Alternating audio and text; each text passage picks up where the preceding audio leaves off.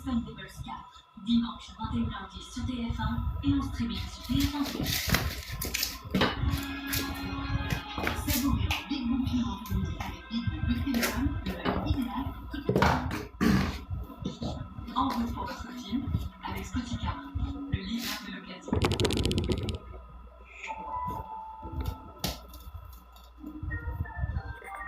D'un côté, après 65 ans, on ne pense pas toujours à se faire vacciner contre la grippe, surtout quand on se sent en forme. D'un autre côté, les défenses immunitaires baissent avec l'âge.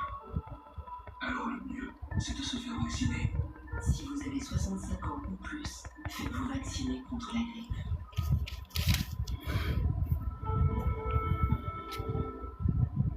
C'est l'histoire de Anna. J'en profite à chaque voyage pour retomber amoureuse de Pierre. De Léa, qui dit toujours qu'importe la destination, tant qu'il y a du son. Celle de Sarah et Jean, qui n'avait pas prévu d'accueillir un nouveau passager. Et celle de Jack Jack, le tout petit dernier de la famille. Quelle que soit votre histoire, il y a toujours un SUV Volkswagen fait pour vous. En ce moment, profitez du T-Cross à partir de 179 € par mois.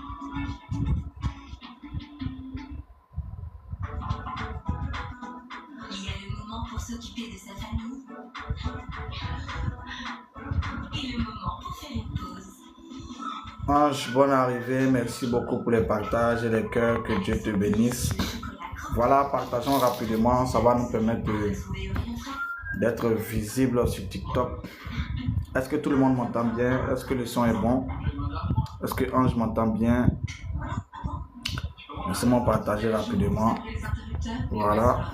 En attendant, chez Auchan, nous faisons le choix de rendre accessible. Je vais rapidement partager. Le filet de coulant d'Alaska, numéro 10. Auchan, le choix, le bon. Insérant notre petit prix de vraiment réduire les boutons. Donnez-nous 7 jours avec. Et tous ceux qui se connectent, partagent. C'est très important ce que nous faisons sur Internet. Réduite en seulement 7 jours. Gamme entière correction, à petit prix en grande surface. Parlons de ça.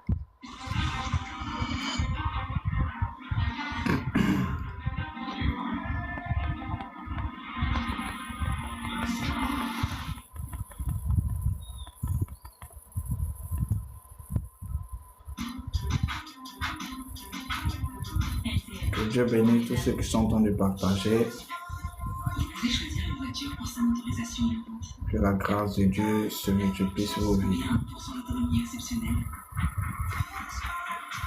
Vous pouvez aussi choisir une voiture pour son design très fiable. Voilà. Vous pouvez choisir parce que c'est une vie. Partageons rapidement.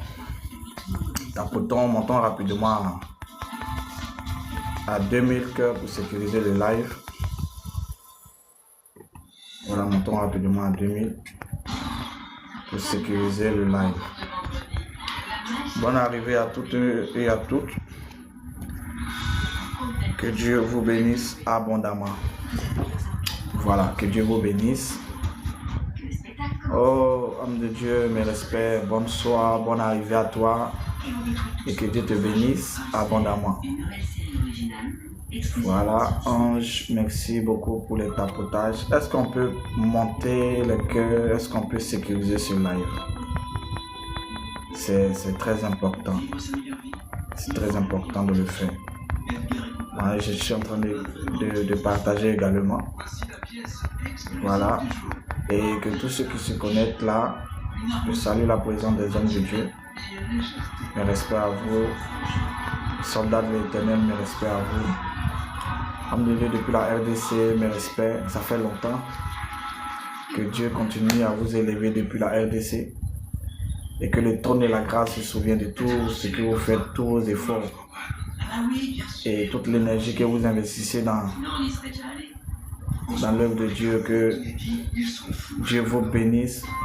Serviteur de Dieu, Mathieu, mes respects. Voilà, que la grâce de Dieu continue à s'intensifier sur votre vie. Oh là là. Fatou, bonne arrivée. Fatou, est-ce que tu peux mettre les cœurs? Est-ce que Fatou peut mettre les cœurs? Est-ce que Christine Brou peut mettre les cœurs? Voilà, ce soir, on va continuer ce que nous avons commencé depuis lundi. On va aller dans une autre dimension. Je crois que le Seigneur va vraiment nous aider. Voilà, moi je crois fermement que le Seigneur va beaucoup nous aider. Alors, tous ceux qui sont là, partagez. Je suis en train de partager également. Voilà, je suis en train de moi-même partager. Oh là là, laissez-moi rater moi.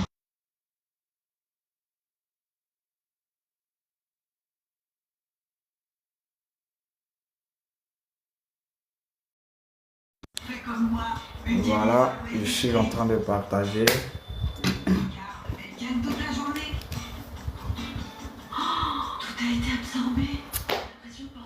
Fatou, merci beaucoup pour les cœurs. Tous ceux qui sont en train de mettre les cœurs, que le Seigneur vous bénisse. Que la grâce de Dieu soit abondamment déversée sur vos vies. Et que le trône de la grâce se souvienne de vous. Que le trône de la grâce se souvienne de vous. Que le trône de la grâce se souvienne de vous. Ok. Seigneur, je te rends grâce pour ces moments. Je te rends grâce pour ton amour que tu manifestes à notre égard. Je te rends grâce pour ta bonté, ta fidélité, surtout ta patience envers les humains que nous sommes, malgré nos erreurs, nos imperfections, malgré tout ce que nous faisons de mauvais. Seigneur, tu ne nous tues pas, mais dans ta miséricorde, tu nous reprends, tu nous pardonnes et tu nous acceptes. Ce soir, je veux que le ciel nous soit favorable et que l'atmosphère nous soit également agréable. Merci d'étendre fortement ta main et de glorifier ton nom. Au nom de Jésus-Christ de Nazareth que j'ai prié. Amen, amen, amen, amen, amen. Voilà. Que Dieu bénisse toutes les personnes qui sont en train de partager. Que Dieu vous bénisse abondamment. Voilà, merci beaucoup pour tous ceux qui partagent, tous ceux qui sont en train de tapoter, tous ceux qui sont en train de partager. Que la grâce de Dieu soit sur vous.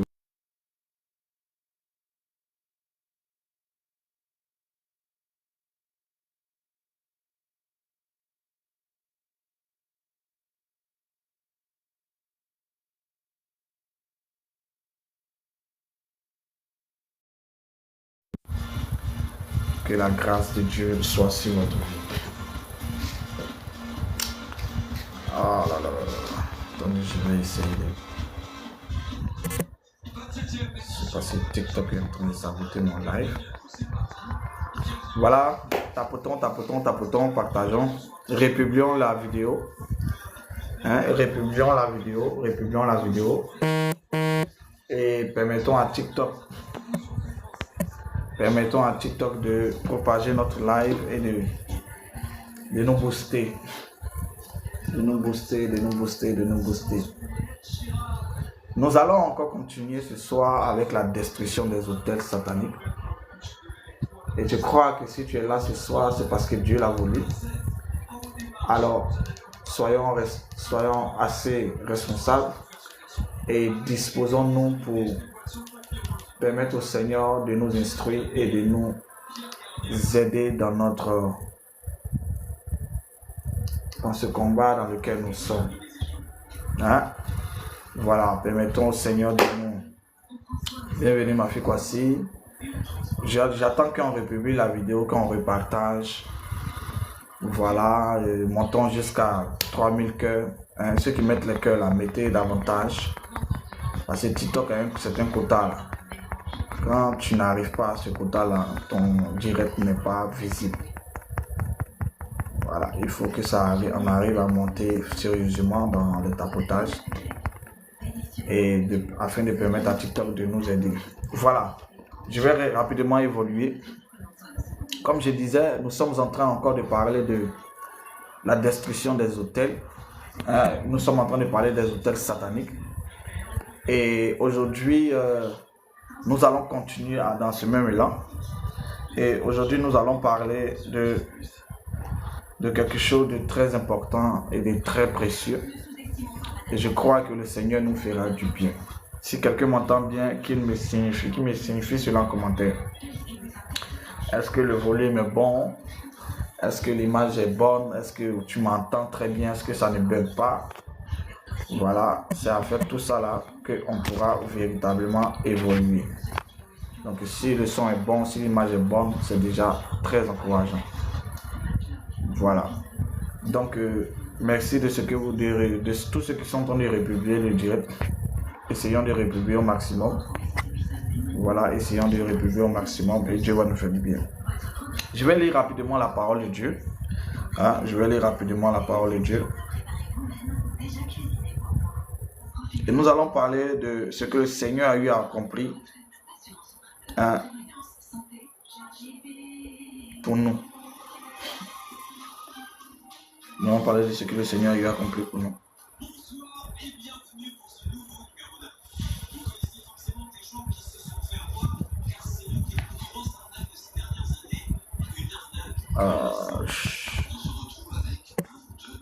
Ok, merci beaucoup. Si tout est bon, c'est déjà bon. D'accord. Donc c'est déjà... On va prendre la Bible dans le livre de Matthieu chapitre 27. Matthieu chapitre 27. Du verset 45.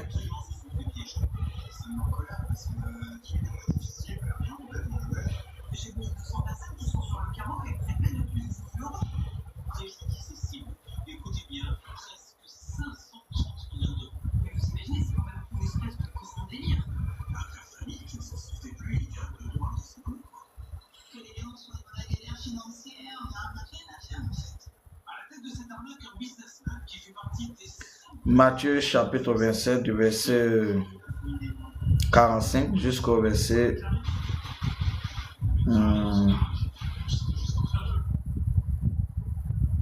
jusqu'au verset 55.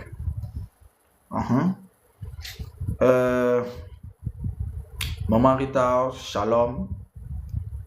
Marie-Laurence, bonne arrivée. Est-ce qu'on peut republier le direct? Maman Christine Nago, essayons de partager au maximum.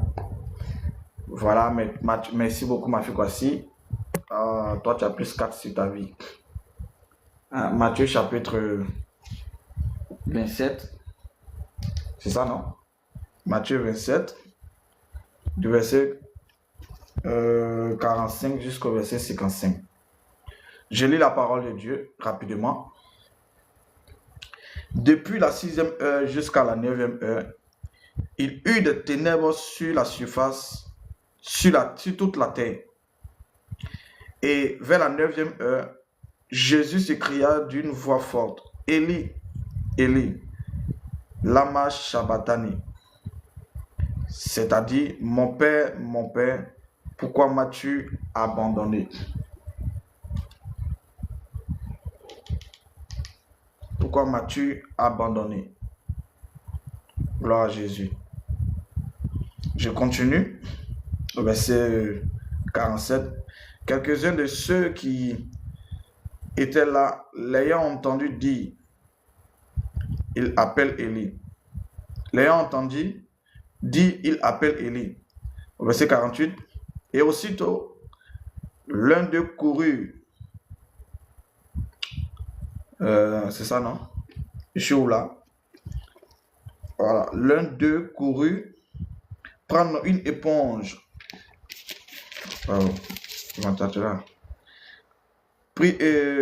L'un d'eux courut prendre une éponge qu'il remplit de vinaigre. Et l'ayant fixé à un roseau, il lui donna à boire. Au verset 49. Mais les autres disaient, laisse, voyons si Élie viendra le sauver. Verset 50. Jésus poussa de nouveau un grand cri et rendit l'âme. Je continue. Verset 51.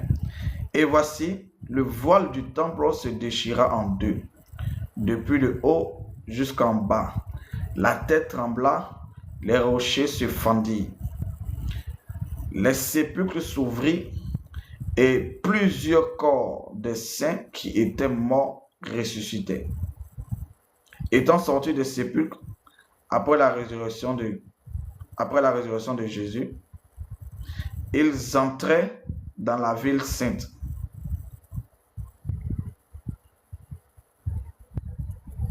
et apparut à un grand nombre de personnes.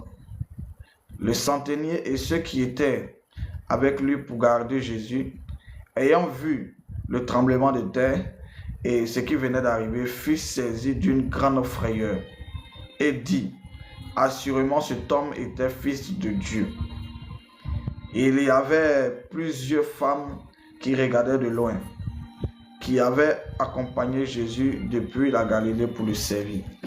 Parole du Seigneur. Merci de tapoter, merci de partager.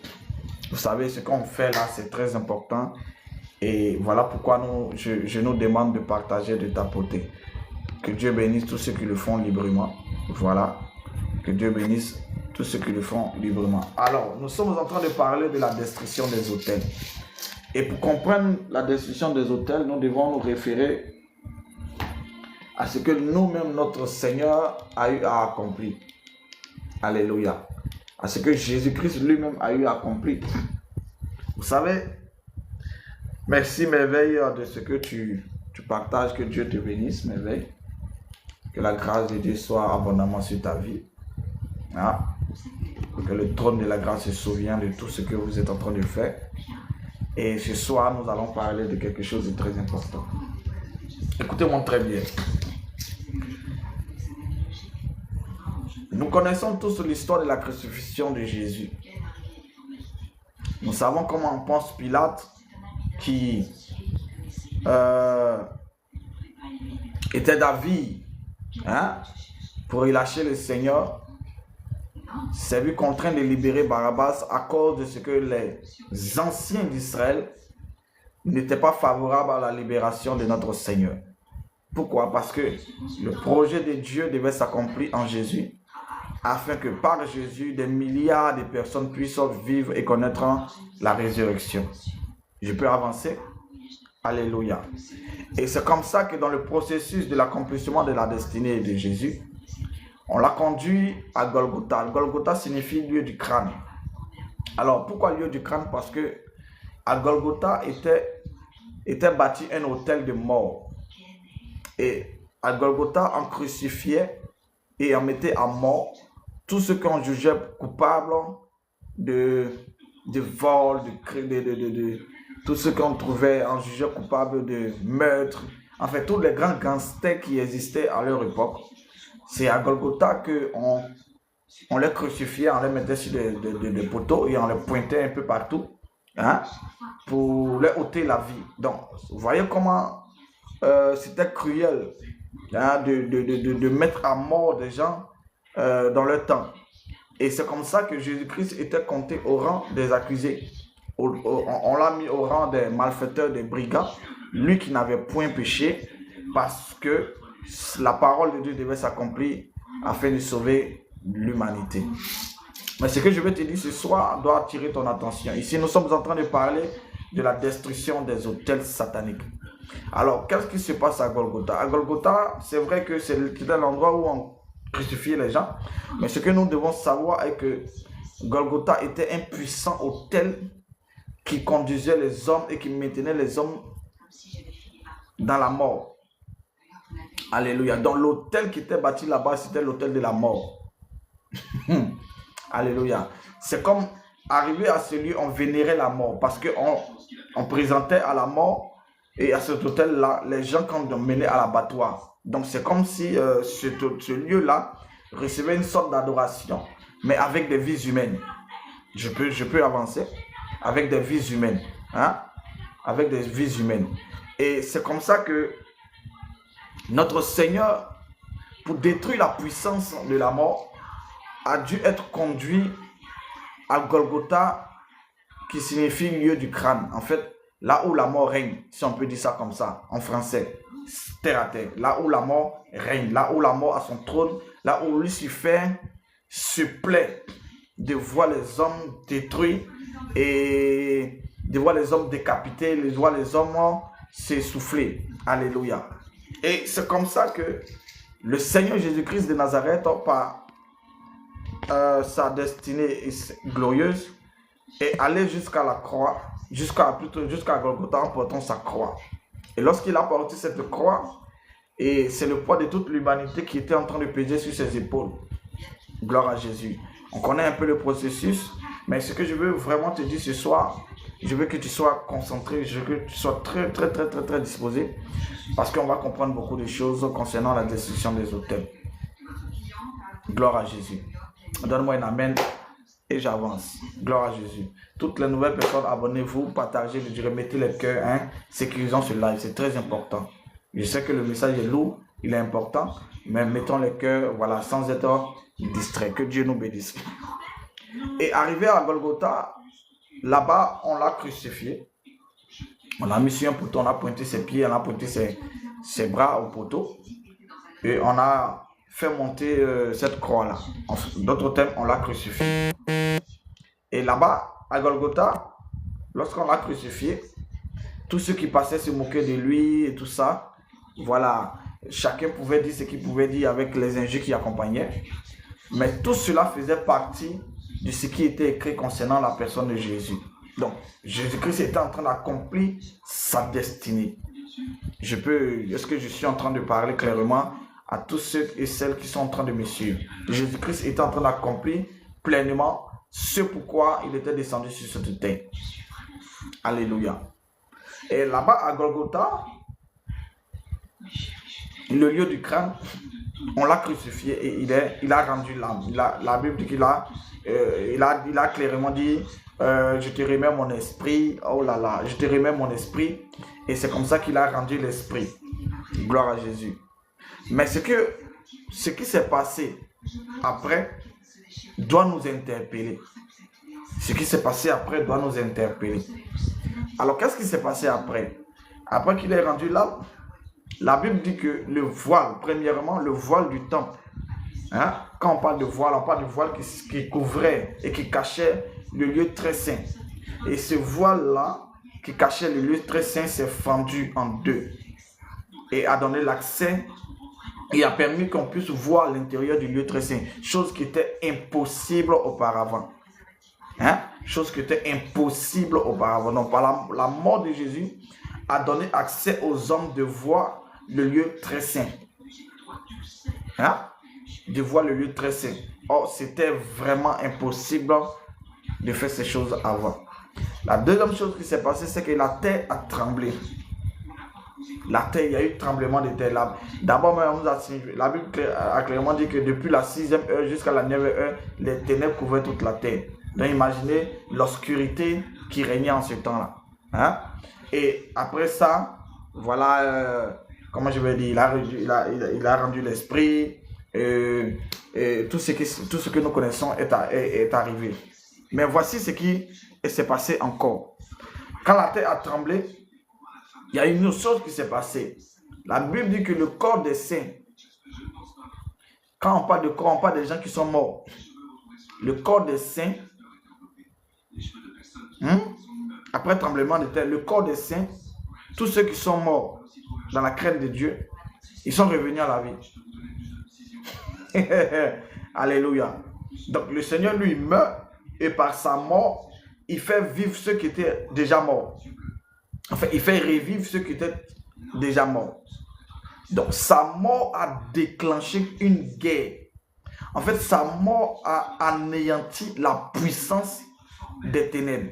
Et la puissance des ténèbres, c'était quoi? Cette puissance dans laquelle le Seigneur, comme je vais dire, Lucifer était assis pour dominer et dompter les hommes. C'était la puissance de la mort. Et par la mort de Christ à la croix, la puissance de la mort a été quoi? Anéantie. Alléluia. La puissance de la mort a été anéantie. Et c'est comme ça que tous ceux qui étaient captifs de la mort et qui craignaient Dieu se sont vus revenir à la vie. Ils sont revenus à la vie. Alléluia. Parce que la puissance de la mort qui les maintenait injustement a été anéantie, a été brisée. Et je veux dire quelque chose à quelqu'un. Ce qui fait la force du diable, ce dans quoi il tire sa puissance, c'est la mort. Vous allez voir que lorsque Satan veut détruire une famille, il s'arrange pour élever et pour susciter, comment je vais dire, entrer en contact avec un membre de la famille, afin que ce membre de la famille puisse lui dédier toute la génération et toute la descendance. Et c'est comme ça que par cette adoration-là, il arrive à contrôler et à maintenir plusieurs familles, soit dans une mort prématurée, soit dans un chaos perpétuel, soit dans une maladie générationnelle. En fait, il arrive à maintenir des familles dans des choses vraiment compliquées et bizarres. Les autels ne viennent pas seulement... Lorsqu'on parle des autels de famille, ce n'est pas pour faire chic. Lorsqu'on parle des autels sataniques, ce n'est pas pour faire genre, ce n'est pas pour être à la mode. Mais c'est une réalité et c'est une vérité qui existe. Et avant que même nous ne soyons sur cette terre, ça existait déjà. Depuis l'Ancien Testament, ça existait. Et même dans le Nouveau Testament, ça existait. Et ça continue par exister toujours. Alléluia. Jésus-Christ a fait son ministère et l'autel de la mort, Golgotha, était toujours, comment je vais dire, fonctionnel. Hein? Le Golgotha fonctionnait toujours. Parce que depuis l'âge de, je sais pas, 0 jusqu'à 33 ans, Golgotha était toujours Golgotha.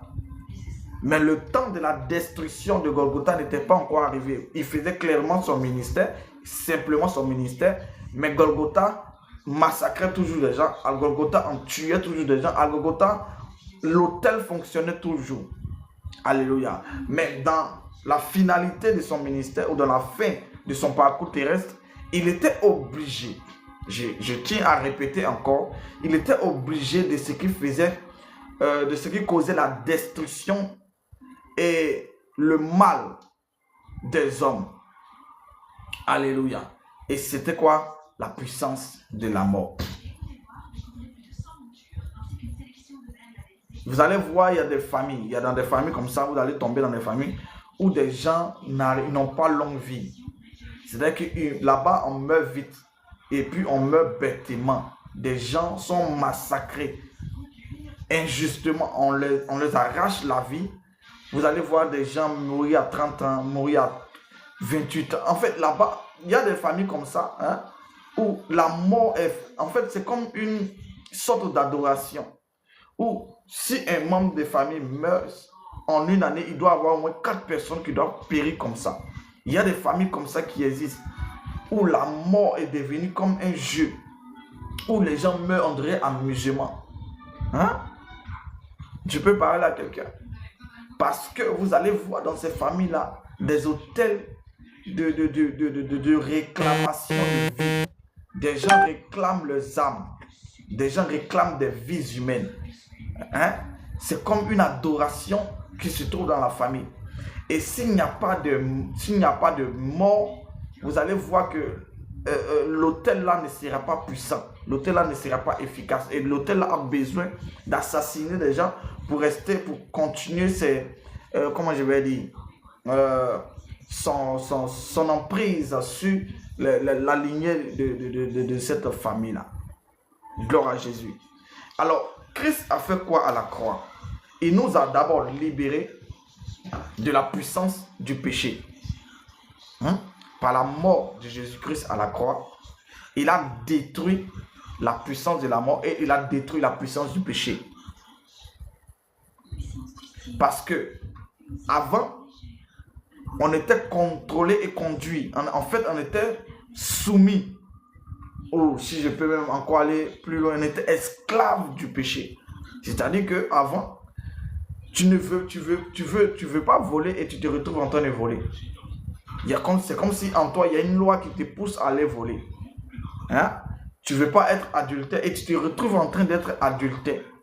Tu ne comprends pas ce qui t'arrive. Tu sais très bien que l'adultère n'est pas bon. Tu sais que le vol n'est pas bon. Tu sais que le meurtre n'est pas bon. Mais tu te retrouves en train de faire ce qui n'est pas bon. C'est comme s'il y a une force qui te contrôlait. On appelle ça la loi du péché. La loi du péché conduit les hommes à faire des choses qui ne plaisent pas à Dieu. Et on était soumis à cette loi-là injustement. On était livré à cette loi-là. Et cette loi-là nous conduisait comme elle voulait. Et l'ennemi utilisait ça pour contrôler les hommes et les a conduits tout droit dans le séjour des morts. Parce que le salaire du péché, c'est quoi? C'est la mort. Donc, toute désobéissance à Dieu par la loi du péché conduit tout homme véritablement à la condamnation ou à la damnation éternelle. Et c'était ça le travail que faisait, comment je vais dire, c'était ça le travail que faisait le diable en utilisant la puissance de la mort pour conduire les hommes à se perdre et à mourir dans leur péché. Et Jésus-Christ, par amour, par bonté, par bonté, par miséricorde, a donné sa vie pour que nous ne soyons plus conduits par la loi du péché, mais que nous soyons conduits par la loi de la vie. Et cette vie-là, c'est lui-même Jésus-Christ de Nazareth. Alléluia. Bien-aimé, écoute-moi. Là où est bâti un hôtel satané, il n'y a aucune vie. Si tu veux, les gens peuvent dire ce qu'ils veulent. C'est pas parce qu'un homme se sape 31 sur 31, ou bien du 1er au 31, il est bien vêtu, que cela veut dire forcément qu'il a la vie en lui. Ah bah non. Bah non. Parce que généralement, lorsque tu vois ces personnes-là qui collaborent avec des esprits impurs et qui font des sacrifices un peu partout, qui bâtissent des hôtels sataniques un peu partout, quand tu vois ces gens en train de prospérer, tu as l'impression que Dieu est absent. Tu as l'impression que Dieu ne voit pas ce qui se passe. Tu as l'impression que Dieu est insensible. Pourquoi? Parce que ces gens-là, à cause de ces actions qu'ils font, tu les vois, ils sont bien vêtus, ils habitent dans des grandes maisons, ils ont des voitures de luxe. En fait, ils ont des choses que normalement, un homme, normalement quelqu'un doit avoir. Et ils ont des choses, voilà, de ce genre, des choses de ce monde. Alléluia. Ils arrivent à faire ce qu'ils ont envie de faire, ils ont des entreprises, ils construisent des villas. En fait, on a l'impression que ces pratiques-là sont approuvées de Dieu. On a l'impression que par ces pratiques-là, Dieu, par ces pratiques-là, Dieu les bénit. Non, c'est faux. Ce n'est pas parce que quelqu'un a un semblant de vie, soi-disant agréable, que forcément cette personne vit. Non, une personne qui n'a pas Jésus, même si elle est vivante, elle est déjà morte. C'est ce que la parole de Dieu nous déclare. Je veux parler à quelqu'un. Donc aujourd'hui, beaucoup de personnes aiment beaucoup se comparer aux gens du monde, surtout les chrétiens nouvelle génération. Seigneur, même ceux qui ne te prient pas, même ceux qui ne t'adorent pas, voici, ils ont du travail. Même ceux qui ne t'adorent pas, voici, ils se marient. Même ceux qui ne t'adorent pas, voici, ils ont des biens matériels, ils construisent des villas, ils ont des voitures. On a toujours tendance à vouloir se comparer avec les gens qui sont perdus, avec les gens qui ont déjà dévié et dont la mort est certaine. Est-ce que je peux parler à quelqu'un?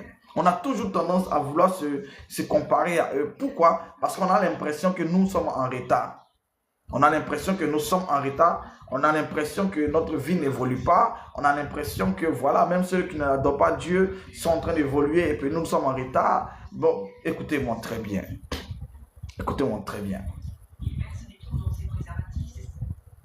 Une personne qui est vautrée dans les adorations sataniques, qui est embourbée dans ces choses-là, ne peut pas prospérer. Ce n'est pas parce que quelqu'un a accumulé suffisamment de biens matériels qu'il est prospère. Ah ben non.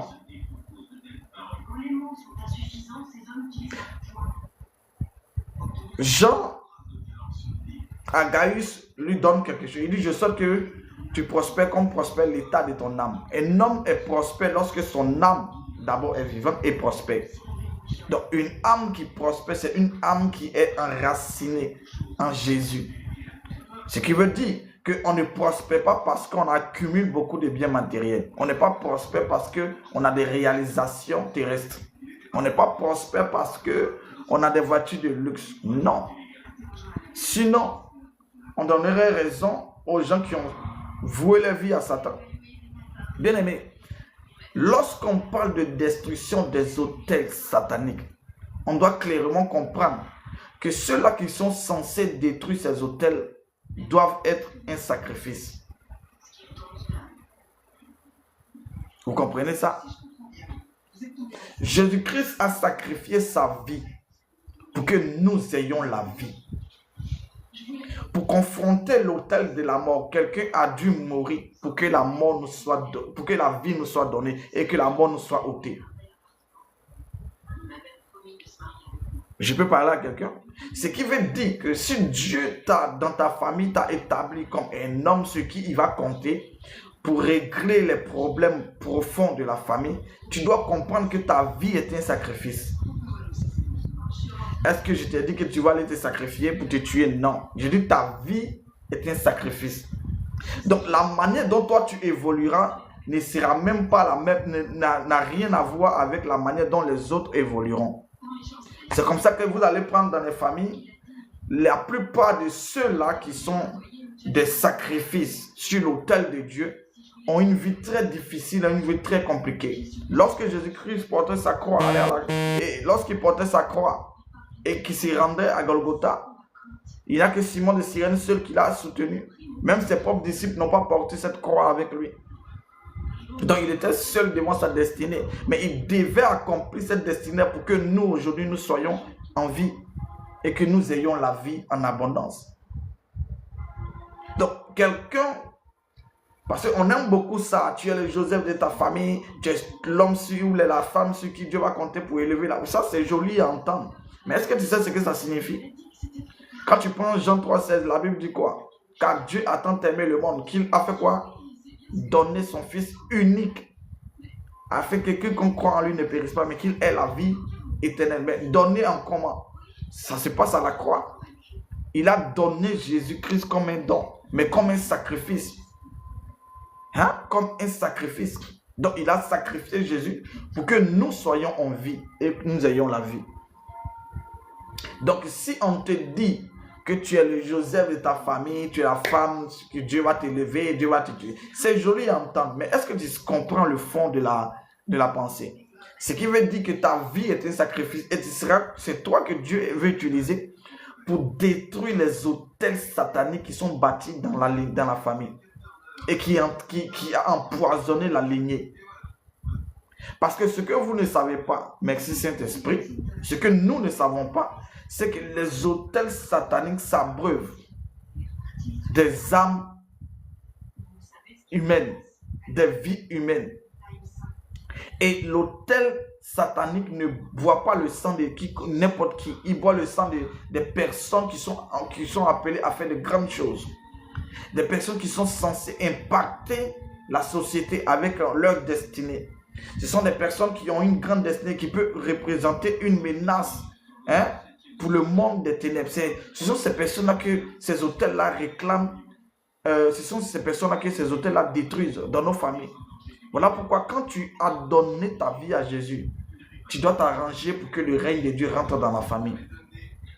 Et la meilleure manière de commencer à faire rentrer le règne de Dieu dans la famille, c'est commencer à t'opposer à tout ce qui est en train de détruire la famille.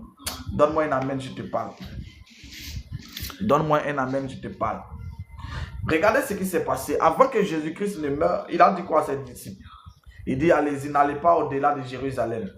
N'allez pas au-delà d'Israël. Ne sortez pas, n'allez pas en Samarie. Restez seulement en Israël. Allez vers les bébés perdus d'Israël. Donc ça veut dire que leur ministère était limité, était cantonné uniquement que à Israël. On ne sortait pas, comment je vais dire, hein, de la frontière. On était simplement là cantonné à Israël et à Jérusalem et dans les autres. En fait, on ne devait pas aller loin. Pourquoi? Parce que Jésus-Christ n'était pas encore mort. Donc, leur ministère était limité. Écoutez-moi très bien, c'est que je parle même aux hommes de Dieu que nous sommes. Je suis en train de parler à toute personne qui a un appel de Dieu sur sa vie et à toute personne à qui il y a une grande étoile sur sa vie. Je veux que tu m'écoutes attentivement. Hein? Je veux que tu m'écoutes attentivement. Ce que je dis est très important.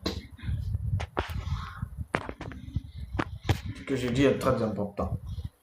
Et c'est comme ça que Jésus-Christ de son vivant a clairement dit à ses disciples, non, n'allez pas au-delà d'Israël. Restez, allez vers les brebis perdues d'Israël.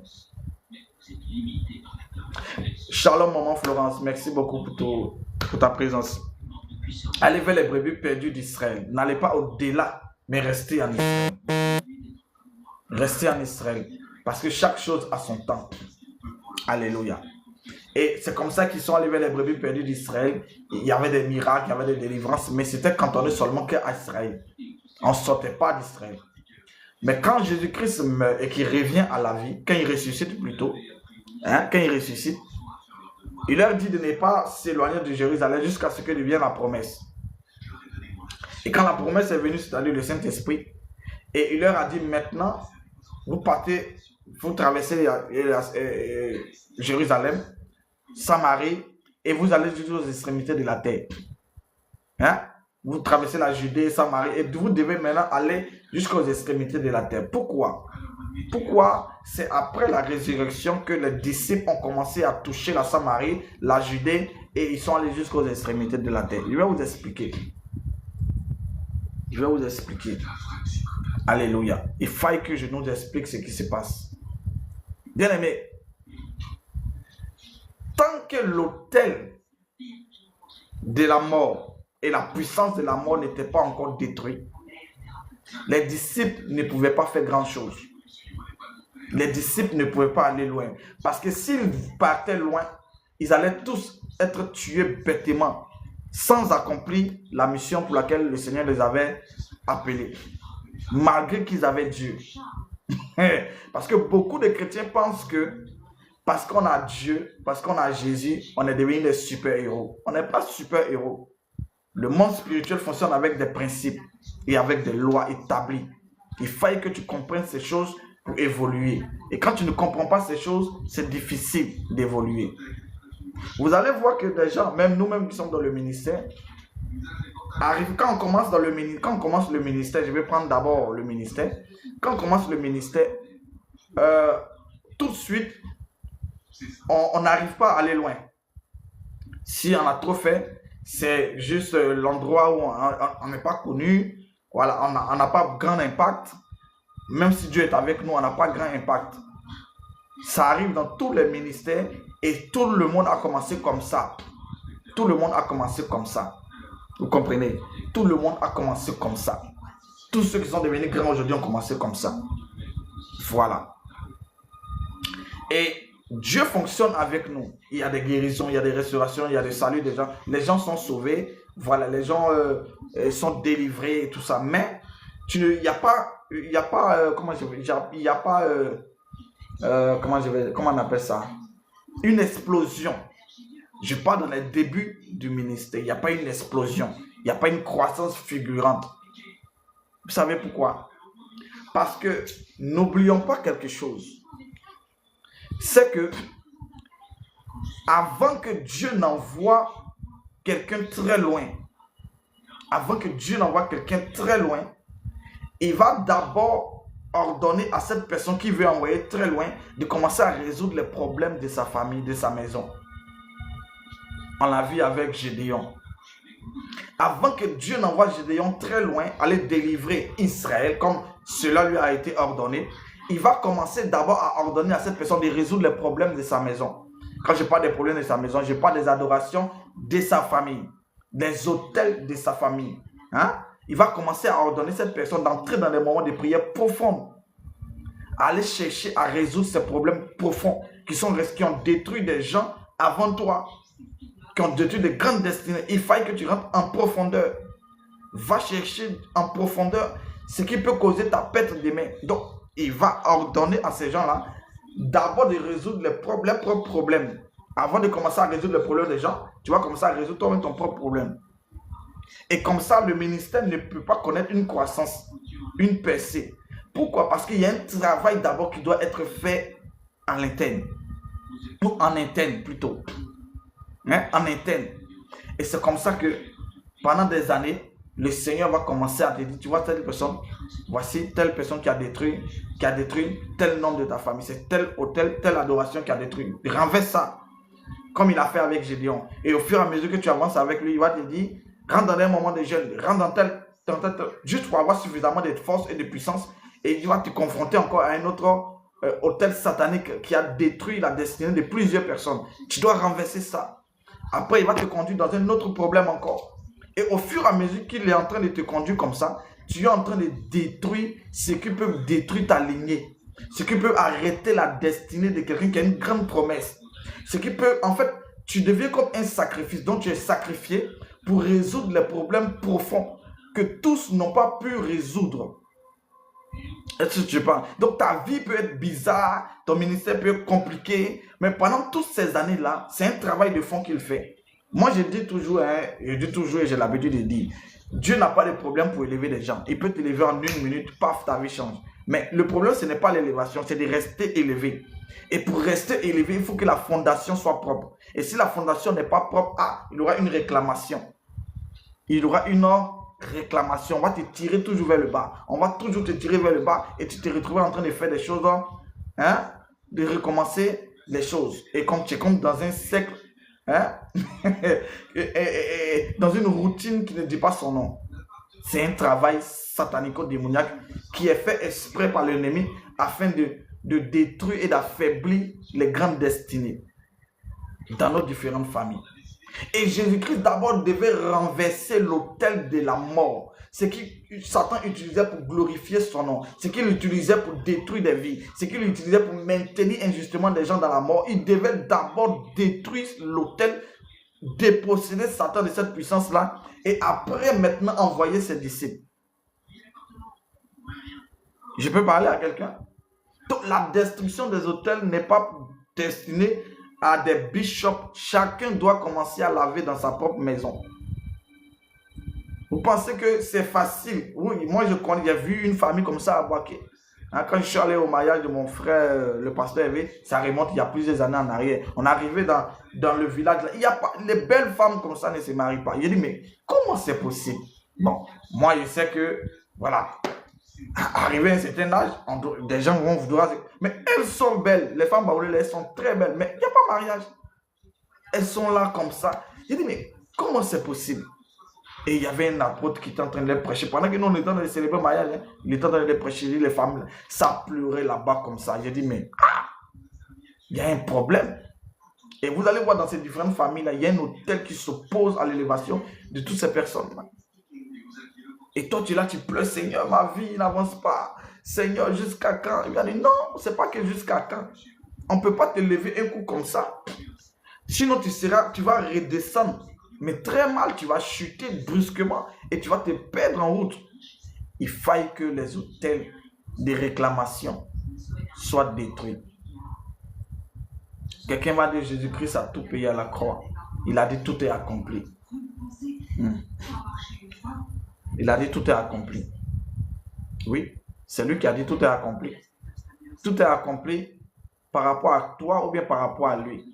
C'est pourquoi il est venu, c'est pourquoi il est descendu sur la terre, il a tout accompli. Sauver ton âme, il a accompli. Il a détruit la puissance de l'autel de la mort. Donc c'est ce qui veut dire que maintenant, nous, en tant qu'humains, nous pouvons, nous pouvons dire non au péché. Oh, avant, ce n'était pas le cas. On était jeté là-dedans comme ça et puis on était embarqué dans ces choses. Mais il a accompli ça. Maintenant, il nous a donné le pouvoir de dire non au diable, de s'opposer à son commerce. Je peux te parler. Mais quand tu es chrétien, tu parles en langue et que tu n'arrives pas à évoluer, est-ce que tu peux utiliser Seigneur, tu as tout accompli à la croix? Il va te dire oui, il a tout accompli à la croix. Mais est-ce que toi, tu as pris conscience qu'il y a quelque chose qui est en train de te combattre? Il y a quelque chose qui est en train de s'opposer à toi. Il y a quelque chose que tu es né pour venir trouver qui est en train de te réclamer parce que tes ancêtres ont eu à faire une alliance. Ou bien, c'est pas ta lignée a eu à faire des promesses à des agents ténébreux là-bas, ou à des esprits impurs. Est-ce que toi, tu as eu conscience de ça? Hein? Tu dois prendre conscience de ça pour déclarer et t'appuyer sur ce qu'il a dit. En mon nom, vous chasserez les démons. Tout ce que vous lirez sur la terre sera lié. Donc, il nous a donné le pouvoir, mais ce pouvoir-là doit être utilisé intelligemment. On doit chercher à comprendre ce qui est en train de s'opposer à notre vie. C'est pour ça que je dis que la destruction des autels n'est pas seulement donnée au bishop. Bah non. Toi-même, tu constates dans ta vie, dans la vie de ta famille, que tout est même chose. Je dis bien tout est même chose. C'est-à-dire que ce que ton père a vécu, tu es en train de vivre. Ce que ta mère a vécu, tu es en train de vivre. En fait, tout est même chose. Tous tes frères vivent la même chose. En fait, tout le monde est en train de vivre la même chose. Ne réfléchis pas beaucoup. Il faut commencer à poser des bonnes questions au Seigneur. L'onction de Dieu se manifeste avec sagesse et intelligence. Tout est pareil. Merci, tout est pareil. Tes oncles jusqu'à eux, tout sont les mêmes choses. Ivrognerie, il va les tuer jusqu'à toi aussi en train de tomber dans l'ivrognerie.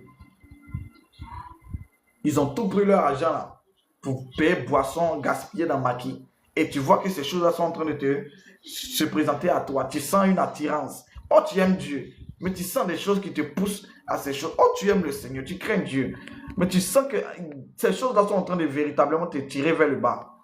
Il ne faut pas beaucoup trop réfléchir. Ne réfléchis pas beaucoup trop. Je vais t'expliquer ce qui se passe. Il y a une réclamation. Et il y a des hôtels qui sont en train de véritablement te pousser à vivre cette vie qui n'est pas ta vie. Et tu vas penser que même tu es maudit. Tu vas penser que non, tu es inutile. Tu vas penser que même toi, ta vie, tu ne vas rien devenir. Bah non. Bah non. Bah non. C'est pas vrai. Tu deviendras quelqu'un parce que Christ a posé ses regards sur toi. Mais avant de devenir ce que tu dois devenir selon ce que Dieu t'a dit, il faut que tu commences à poser les bonnes questions au Seigneur. Qu'est-ce qui est en train de retarder notre famille? Qu'est-ce qui est en train de nous retarder? Qu'est-ce qui est en train de me retarder? Qu'est-ce qui s'oppose? Ou bien qui est-ce qui est en train de s'opposer à ma vie? Très souvent dans nos familles, il y a les gardiens des hôtels. Tu vas voir, c'est un oncle bizarre là-bas. Toujours il a faim, mais c'est lui qui est le gardien des hôtels. C'est à lui on a confié comment je vais dire, la succession de cette adoration-là. Et à chaque fois qu'il est en train d'adorer, il est en train de rappeler aux esprits que on vous a donné notre lignée, donc veillez sur nous. On prend poulet en veste là-bas. Et toi, tu n'as rien compris. Toi, tu n'es même pas conscient de tout ça là.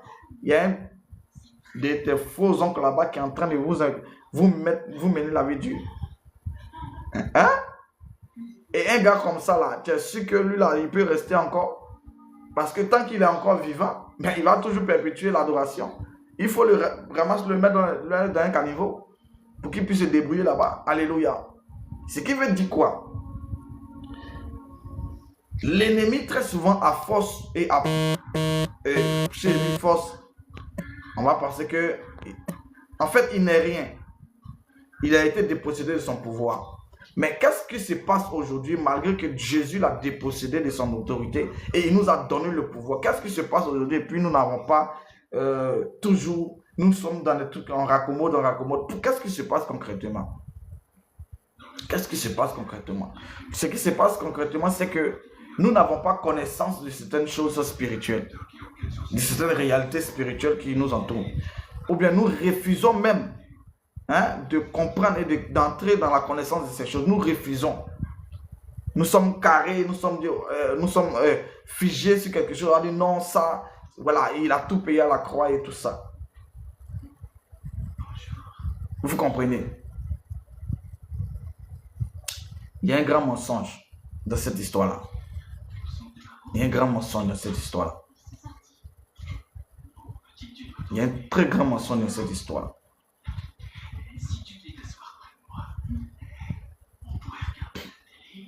Il y a un très grand mensonge dans cette histoire-là. Bien aimé, si tu veux évoluer, c'est pas que tu as parti de prophète en prophète. C'est pas ça le problème. Il faut prendre conscience des réalités spirituelles de ta famille. Parce que tu vas aller voir les prophètes, ils vont te prophétiser. Tu vas voir, ils vont te prophétiser. Tu vas voir là-bas, ils vont te prophétiser. Tu vas aller, comme aujourd'hui, voilà, ils vont te prophétiser. On te prophétise seulement à longueur de journée. C'est pas parce qu'on te prophétise que tu vas vivre ces prophéties-là. Et je me tue à vous dire ça toujours. Ce n'est pas parce que même si c'est le grand bishop interplanétaire qui t'a prophétisé, ce n'est pas parce qu'il t'a prophétisé que tu vas vivre ces choses-là. Ah oui. Ce n'est pas parce que le grand bishop t'a prophétisé que tu vas vivre ces choses-là forcément. Dieu peut te promettre des grandes choses et puis tu ne vivras pas ces choses-là. Est-ce que Dieu a menti? Bah non. C'est toi qui n'as pas été suffisamment sage pour comprendre et faire ce que tu dois faire pour que ces choses-là puissent se manifester. Jésus-Christ ne nous a-t-il pas donné le pouvoir? Bah si, il nous a donné le pouvoir. Est-ce que Jésus-Christ ne nous a pas donné l'autorité? Il nous a donné l'autorité. Bon, si il nous a donné l'autorité, il nous a donné le pouvoir. Pourquoi nous n'utilisons pas ce pouvoir-là intelligemment? Pourquoi? Pourquoi nous n'utilisons pas ce pouvoir-là intelligemment? Tant que tu ne te lèves pas pour revendiquer ton droit, les esprits des familles vont penser que tu es toujours avec eux. Les hôtels des familles vont penser que tu es toujours avec eux. Il faut que tu te lèves avec l'autorité et l'autorisation qui t'a été donnée pour revendiquer ton droit de liberté. C'est un combat de parole contre parole. Tu es venu trouver ces paroles-là. Mais toi, tu as pris conscience que Christ s'est donné pour toi. Alors tu dois te lever et revendiquer ton droit de liberté. Parce que quelqu'un a eu à mourir pour toi et que cette personne-là, tu marches avec elle et tu lui as donné ta vie. Donc, normalement, tu ne fais plus partie du système familial. Tant que tu ne te lèves pas pour t'affirmer comme ça, ça va toujours te réclamer. Parce qu'ils se diront, voilà, voici quelqu'un qui ne sait pas qui elle est ou bien qui il est devenu. Donc, utilisons cette ignorance-là pour toujours dominer son histoire, pour toujours, nous devons toujours nous imposer sur sa vie. Oh, tu as l'autorité, tu as l'autorisation, tu as le pouvoir. Mais comme tu ne sais pas comment l'utiliser, comme tu ne sais pas comment l'utiliser, comme tu ne sais pas comment revendiquer ta liberté, ils vont utiliser cette ignorance-là pour t'attaquer. Pour te maintenir dans un système de vie qui ne glorifie pas Dieu. Oh, tu as une très grande destinée. Alléluia. Je peux te parler? Je peux te parler? Vous voyez, ce que je suis en train de dire ici, à cause de ces choses-là, j'ai failli quitter la face de Dieu pendant il y a des années en arrière. J'ai juste rappelé au Seigneur qu'il est Seigneur. Et je me tue à vous dire ça toujours. Je suis arrivé dans un coin où il y avait des fausses adorations. J'ai dit au Seigneur, non, c'est pas possible. Moi, j'ai donné ma vie à Jésus. Je te crains. Je ne peux pas accepter que des divinités se fassent adorer comme Dieu. C'est une aberration et c'est une insulte à ta gloire.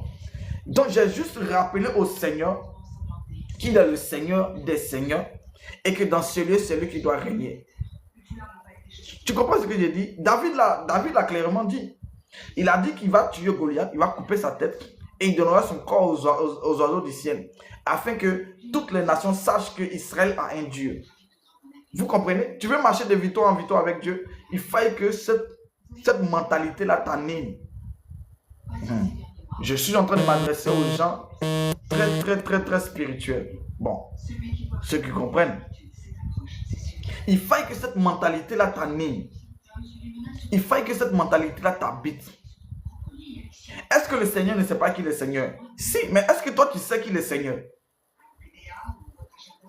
Est-ce que toi tu sais qu'il est le Seigneur des Seigneurs? Est-ce que le simple fait de dire que tu es le Seigneur des Seigneurs, le roi des rois, est-ce que tu sais ce que tu es en train de déclencher? Tu es en train de, en fait, tu n'es pas en train de le rappeler qu'il est, tu es en train de toi-même te convaincre ou t'instruire que en fait, en dehors de lui, il ne doit avoir aucune autre adoration en dehors de Jésus. Donc, tu es en train de dire aux esprits de ta famille qu'en dehors de Jésus, il n'y a aucun autre Dieu qui doit être adoré dans ma famille. Donc, vous n'avez aucun pouvoir sur moi et sur ma famille. Vous allez voir ce que le Seigneur va faire. Il va détruire ce que vous... En fait, le problème, c'est quoi? C'est que l'autel a détruit tes grands frères. En fait, ceux qui ont vécu avant toi, l'autel a réussi à les détruire parce qu'ils n'étaient pas capables d'affirmer la divinité de Jésus. Ils n'étaient pas capables d'imposer le règne de Dieu dans la famille. Ils n'étaient pas capables de... Immédiatement, même s'ils ont donné leur vie à Jésus. Alléluia. Il y a d'autres qui ont donné leur vie à Jésus, mais qui n'ont pas été capables de s'affirmer. Bien aimé, ce combat-là est un combat noble. C'est un combat noble. Moi, quand je prends comme ça, nous, dans l'ethnie gros, mais attendez, ce qui se passe là-bas, mais c'est terrible. Quand tu prends notre ethnie, les gens de l'Ouest, d'abord, pas seulement les gros, prends tous les gens de l'Ouest. Mais attention, c'est compliqué. Pour devenir quelqu'un là-bas, mais c'est difficile. C'est très difficile. Au début, quand j'ai commencé à me rentrer dans les choses de Dieu, mais attendez, ils se sont opposés à moi fortement. Parce que j'ai représenté une menace. Parce que moi, dans ma famille, je suis sorti d'une lignée de chefs coutumiers. Tous ceux qui connaissent cette affaire de chefs coutumiers vont comprendre. Là-bas, c'était des pratiques occultes bizarres. Ils aimaient fétiches. Quand tu prends la lignée, quand les gens de l'Ouest, là, ils ont une habitude où ils aiment beaucoup de fétiches et tout ça. Mais nous, on vient de là-bas. Mais quand j'ai donné ma vie à Jésus, mais dans les premiers instants, là, ça a été très difficile pour moi. Ils ont envoyé des dragons contre moi. Ils ont envoyé des serpents contre moi. Ils ont envoyé des entités qui sont adorées à l'ouest, chez les gros, que partout. Ils ont envoyé ces entités-là contre moi. Mais ça a été très difficile. Dieu n'avait pas envoyé 2 de ses anges. Je ne serais pas assis en train de vous parler.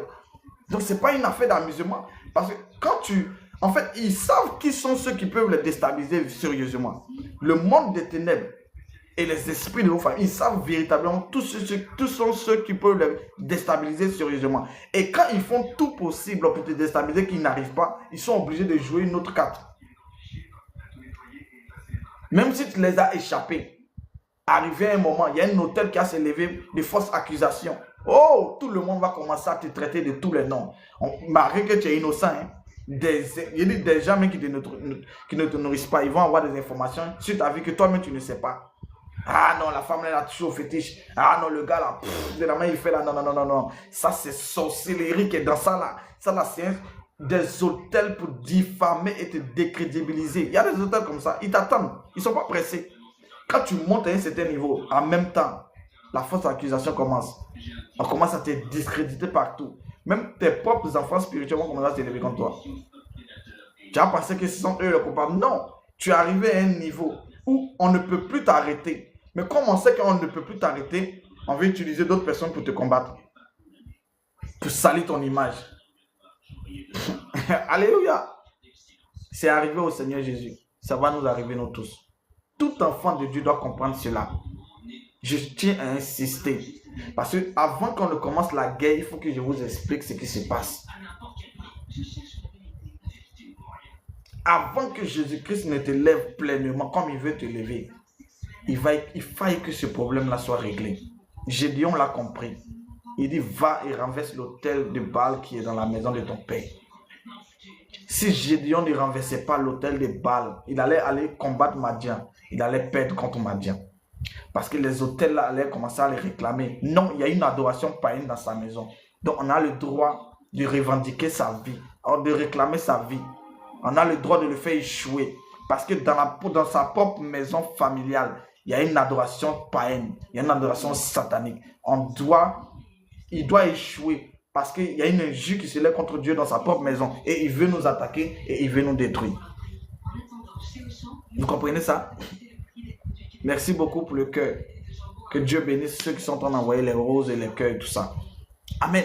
Donc la destruction des autels, c'est quelque chose de très important. Comment faire pour détruire des autels sataniques? Tu ne vas pas t'appuyer sur tes propres forces. Non, non et non. Tu ne peux pas t'appuyer sur ta propre force. D'ailleurs, même la force maintenant n'en a pas. C'est-à-dire, si tu avais la force, tu ne serais pas à ce niveau où tu es aujourd'hui. Tu ne peux pas t'appuyer sur tes propres connaissances. Tu ne peux pas t'appuyer sur tes propres... Je me rappelle, avant que je ne perde ma femme, on avait commencé tempête de prière. Et quand on a commencé à détruire les autels, une nuit, le Seigneur ouvre mes yeux. Je me retrouve dans un village. Écoutez-moi très bien. Je me retrouve dans un village. Et dans ce village-là, il y avait quelque chose d'étrange. Merci Seigneur. Je dois partager ce témoignage avec toi. Le Seigneur vient d'ouvrir mon esprit sur ce témoignage. Je vais partager ça avec toi. Assieds-toi très bien et écoute ce que je vais te dire. Et quand je suis arrivé dans ce village, dans cette vision-là, j'ai constaté que le temps n'avançait pas.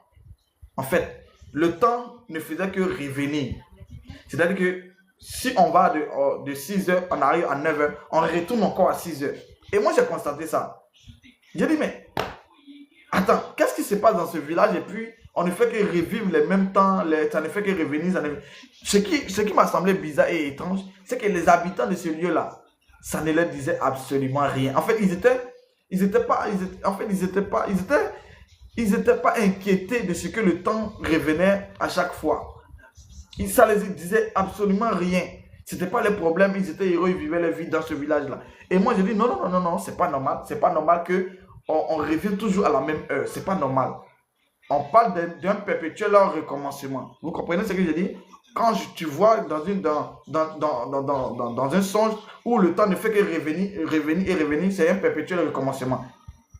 Et moi, je me suis adressé aux habitants du village, mais pourquoi est-ce qu'on ne fait que revivre les mêmes choses? On ne fait que revivre les mêmes choses. Et puis ça rit ici, d'autres sont heureux, d'autres vont au champ. En fait, ça ne leur disait absolument rien. En fait, ils se plaisaient même dans ce cercle vicieux dans lequel ils se trouvaient. Donc ça ne leur disait absolument rien. Moi, je dis non, c'est pas possible. Moi, je ne peux pas accepter ça. Et j'ai commencé à me renseigner. auprès des doyens, ceux qui sont là il y a longtemps. Qu'est-ce qui fait ça? Et il y a un qui a pris sa machette. Vous voyez, Régé des bananes là. Hein, Régé des bananes là. Il a coupé petit comme ça dessus. Et il est allé vers un arbre. On appelle ça, je ne sais pas comment on appelle ça en français, mais chez nous, en Côte d'Ivoire, on appelle ça cocoma. Alors, quand on était petit, on prenait ça pour faire, voilà, cocoma. Donc, il est allé sous l'arbre là. Et il a pris petit régé de bananes qu'il a coupé là. Et il a dit des paroles, je crois. Et puis, quand il a jeté sous l'arbre là, il y a deux femmes, il y a un hôtel qui est apparu. Ah, déclaré du connaît cocoma. Il y a un hôtel qui est apparu. Et l'hôtel là, c'était, vous voyez, nos parents baoulés là, ils prennent une bouteille pour jouer un peu la musique. Voilà. L'hôtel là, ça vibrait. En fait, il y avait quelque chose qui est apparu sous l'arbre là. Et cette chose-là vibrait. Et en même temps que ça vibrait, j'entendais le bruit ou la mélodie d'une bouteille. D'une bouteille. Nos grands-parents d'avant là, quand ils voulaient faire, ils voulaient chanter au village, ils prenaient bouteille et puis ils tapaient et puis d'autres prenaient tam-tam et puis donc c'est cette mélodie là que j'entendais. Mais et puis l'hôtel là vibrait comme ça. Il dit ça vibrait à une fréquence, ça vibrait comme ça, à une grande fréquence. Ça vibrait, ça tapait comme ça. Et puis j'entendais de là sortir des mélodies, mais des mélodies avec des bouteilles et tout ça. Et je me suis approché. Quand je me suis approché, j'ai dit mais ça c'est quoi ça? Donc j'étais curieux. J'étais curieux que sous l'arbre là il n'y avait rien et en un instant il y a quelque chose qui apparaît et ça sort de la mélodie. Et j'ai pris ma main droite et j'ai mis ça sur l'autel et j'ai commandé que le feu descende. Quand j'ai commandé que le feu descend sur l'autel, il y a deux femmes qui sont sorties de l'autel. Elles ont apparu. Il y a une qui était assise comme ça dans un fauteuil royal satanique. Si je peux dire ça comme ça. Elle a apparu dans un fauteuil. Elle avait un visage d'une femme morte. En fait, le visage de la mort. Elle ne parlait pas. Il n'y avait même pas d'émotion sur son visage. Deux femmes sont sorties de l'hôtel là. Et ça a arrêté de jouer la musique. Et c'est deux femmes que j'ai vues. C'est deux femmes que j'ai vues. Et quand j'ai vu deux femmes, j'ai dit, mais c'est comment deux personnes peuvent sortir dans quelque chose comme ça? Et puis je me suis dirigé vers la femme qui était assise sur le fauteuil là.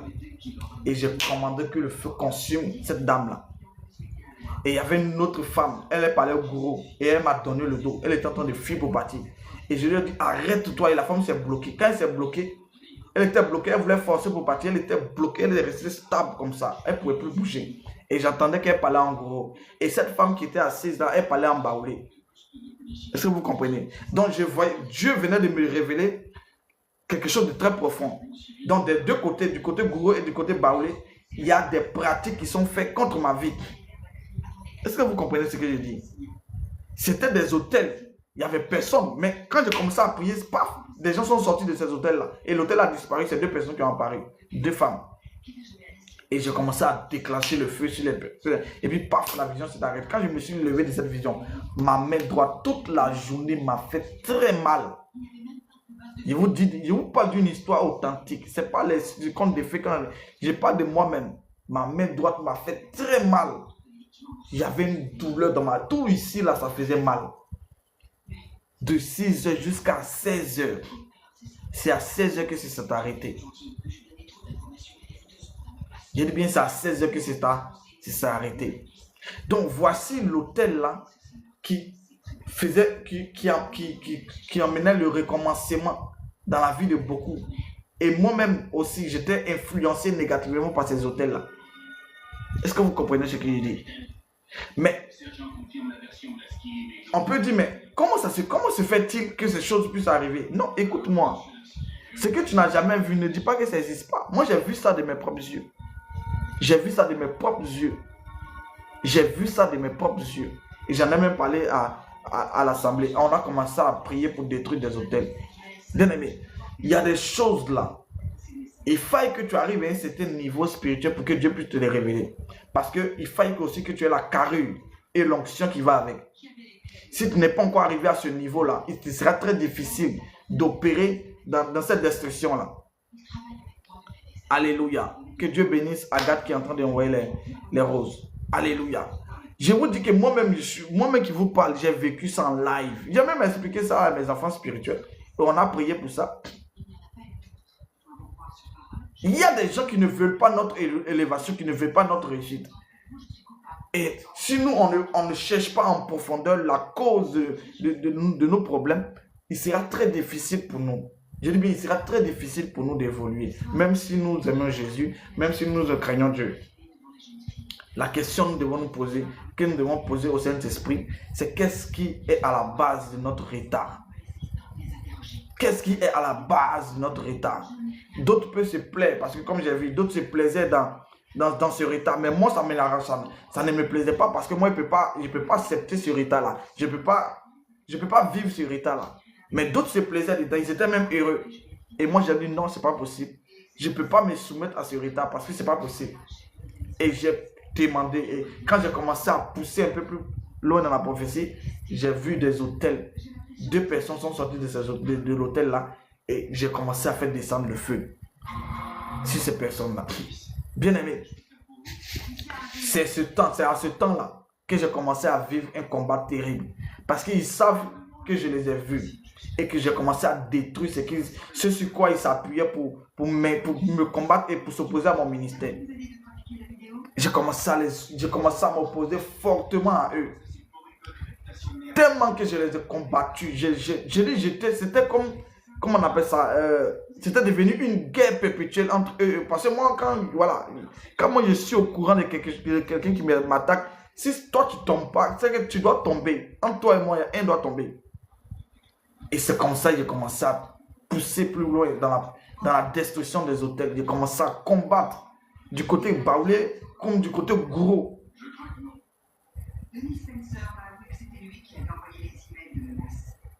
Et ils ont commencé à me lancer de l'esprit de mort. Et comme ils n'ont pas pu m'atteindre, la flèche a attaqué ceux qui étaient autour, a commencé à attaquer ceux qui étaient autour de moi. Bien aimé, on ne blague pas avec les choses spirituelles. Tu peux t'amuser avec ta vie, tu peux te tromper toi-même. Il y a des choses que tant que tu ne détruis pas, tu ne vas jamais évoluer. Moi, je me souviens bien, peut-être même si elle va vous raconter le témoignage, Maman Néant, quand elle a commencé sa cellule à Yopougon, la prophétesse Maman Néant, elle est là même, elle peut vous témoigner ça. Elle a bâti un hôtel là, dans la cour où elle faisait sa cellule. J'étais là, j'ai vu. Elle a bâti un hôtel. Et nous tous, on était là, on a prié. Et aujourd'hui, vous voyez les résultats, non? On ne blague pas avec ça. Les choses comme ça, on ne blague pas avec ça. Il y a des choses, si tu elle dit vérité. Si tu ne renverses pas certaines choses, il y a des choses que tu ne peux pas obtenir. Il y a des choses que tu peux pas. Aujourd'hui, elle a atteint une dimension importante. Mais c'est parce que dans le passé, elle a eu à bâtir des hôtels. Elle a bâti des hôtels solides et sérieux. Et aujourd'hui, même si les attaques, d'ailleurs, les attaques n'ont pas fait, mais aujourd'hui, c'est pas comme hier. Il y a des résultats. Bien aimé, la vie chrétienne, c'est une vie mystérieuse. Si quelqu'un veut rester théologien, il n'y a pas de problème. La théologie, tu vas mourir ta théologie. C'est une bonne chose. Nous tous, nous sommes des théologiens. Mais écoutez-moi très bien. La vie chrétienne est une vie mystérieuse. Si tu ne rentres pas en profondeur pour chercher la cause de ton problème, je suis en train de te dire avec fermeté, tu seras surpris d'être étonné. Tu seras surpris d'être en train de tourner en rond. Tourner en rond et tourner en rond. Bien aimé, la guerre spirituelle est une réalité. La guerre spirituelle est une réalité. Moi, un jour, je priais comme ça. Dieu m'a transporté dans le village de mon père. Mais ce qui s'est passé là-bas, c'était terrible. C'était terrible. Pendant que j'ai pris, il y avait les baffes. Dans la vision, j'étais en train d'évangéliser tout le village. Tout Gobazra, j'étais en train de les évangéliser. Mais les sorciers qui sont sortis de leur maison ce jour-là, mais ça faisait pitié. Tu les vois, ils sont noirs, sales comme ça. Mais ils sont plus nombreux que même ceux qui ne sont pas sorciers. Je dis, mais comment, la question que je me suis posée dans la vision, comment un si petit village, il peut avoir autant de sorciers comme ça? Pendant que je prêche, je proclame, je dis, les anges, j'ai vu des anges descendre sur la terre du village de mon père. J'ai vu des sorciers casser les cases, ça casse les cases, ça pleure, le feu leur trouve dans les maisons. J'ai vu des anges, j'ai vu des choses que, non mais c'était terrible, la nuit là, non c'était grave. Je vois des gens courir, ils viennent se prosterner devant moi. Je vois ça sort de partout, ils étaient nombreux, ils peuvent même atteindre 300 personnes. La question que je me suis posée dans cette vision, comment dans un petit village, on peut avoir autant de sorciers comme ça? Ils sont noirs, sales comme ça. Vilains. C'est là que j'ai compris que je suis en train de m'attaquer à quelque chose. Ou bien, je suis confronté à quelque chose vraiment qui me dépasse. Mais ce jour-là, Dieu m'a dit, voici. Quand je proclame comme ça, je dis que le feu, je dis ça, j'ai vu des hommes casser les cases en terre là. Et ça casse, ça sort et puis ça court. Et puis ils viennent où je suis là, ils courent, ils tombent, d'autres se traînent. Je dis ça se jette partout. Ils étaient nombreux, je dis un nombre incalculable de sorciers. J'étais stupéfait de voir la vision. C'était ce qui se présentait à moi. Je dis mais c'est quoi tout ça? Comment on peut, dans un petit village, comment on peut avoir autant de sorciers? Bien aimé, si le monde spirituel te fait la guerre, c'est parce que tu représentes pour eux une menace très dangereuse. Ce n'est pas une petite menace. Donc les combats que tu es en train de vivre aujourd'hui là, ce n'est pas parce que tu as eu travail à la banque. Ce n'est pas parce que tu es en train de vouloir te marier. Ce n'est même pas parce que même là tu sais parler français. Non. Ce n'est pas à cause de ça. Tu représentes une menace pour un royaume ténébreux. Ta vie, le simple fait que tu sois à l'aise, rendra à l'aise plusieurs personnes. Et ça, c'est un danger. Des gens ne doivent pas être heureux, selon Satan. Les gens ne doivent pas être contents. Des familles ne doivent pas être heureuses. Les orphelins ne doivent pas être heureux. Mais ton élévation va rendre des gens heureux. Tu penses que ça va l'arranger? Non. Même quand le monde de la franc-maçonnerie veut détruire une personne, le monde de la franc-maçonnerie rentre en contact avec les sorciers de ta famille pour voir et pour chercher à savoir c'est quoi le problème dans la lignée. C'est quoi ils ont eu à faire dans la lignée. Quels sont les totems de la lignée. La grande sorcellerie des francs-maçons rentre en contact avec la petite sorcellerie familiale pour chercher à avoir des informations sur ta vie. Est-ce que tu comprends ça? Parce que les informations se trouvent dans ton sang. Ils savent qui tu es. C'est pas parce que tu as quitté ton pays pour aller dans un autre pays qu'ils vont... Non, ils savent qui tu es. Ton sang donne les informations de ta lignée, de ta vie. Ils savent qui tu es. Donc, c'est pas quand tu as fui que tu seras épargné. Non. On peut te trouver là-bas à cause de ton sang. Mais le problème, si tu veux que ces esprits-là ou ces sorciers-là n'aient plus influence sur ta vie, il faut renverser les autels de la sorcellerie. Ne t'attaque pas, comme j'ai dit, c'est pas ce quand, c'est pas tes mardi ou bien mercredi. Ne t'attaque pas directement aux sorciers. Les sorciers sont des hommes qui ont reçu l'esprit de la sorcellerie. Attaque-toi aux autels. Moi, c'est ce que je faisais. Je me suis attaqué aux autels. Et j'étais stupéfait de voir ce que je voyais. Attaque-toi aux autels de la sorcellerie. Les sorciers vont mourir simplement. Ceux qui voudront se repentir vont se repentir. Ceux qui ne voudront pas, ils vont mourir. Mais ne t'attaque pas de front. N'attaque pas de front les sorciers. Ce sont des hommes, très souvent, Dieu même veut les sauver.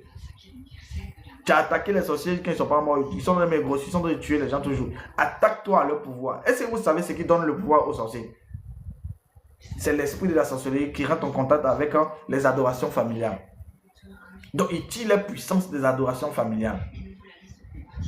La sorcellerie que tu connais là, les sorciers là, il tire les forces des hôtels de famille. Que Dieu te donne la sagesse. Je sais que tu es fâché.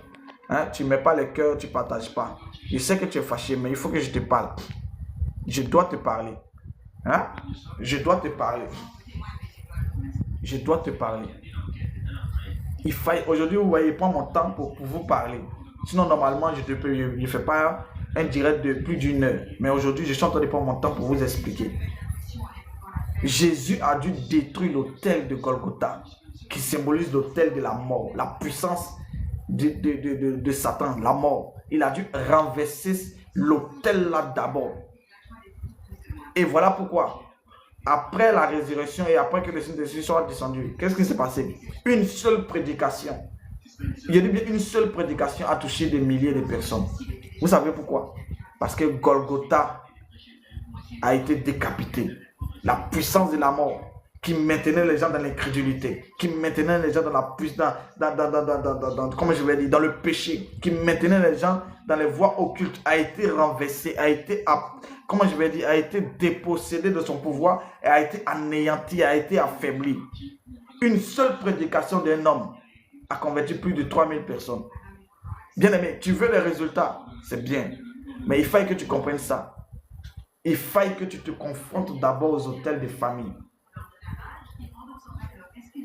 Et tu verras, tu auras des résultats concrets et palpables de ton histoire. Moi, j'ai dit ici à la Côte d'Ivoire, et je continuerai à le dire, celui qui veut m'écouter va m'écouter, celui qui ne veut pas m'écouter, c'est son problème. Mais j'ai dit à ce pays, il y a de grandes promesses sur ce pays. Hein? Dieu nous a dit de grandes choses. Mais jusqu'à présent, ça reste seulement des promesses.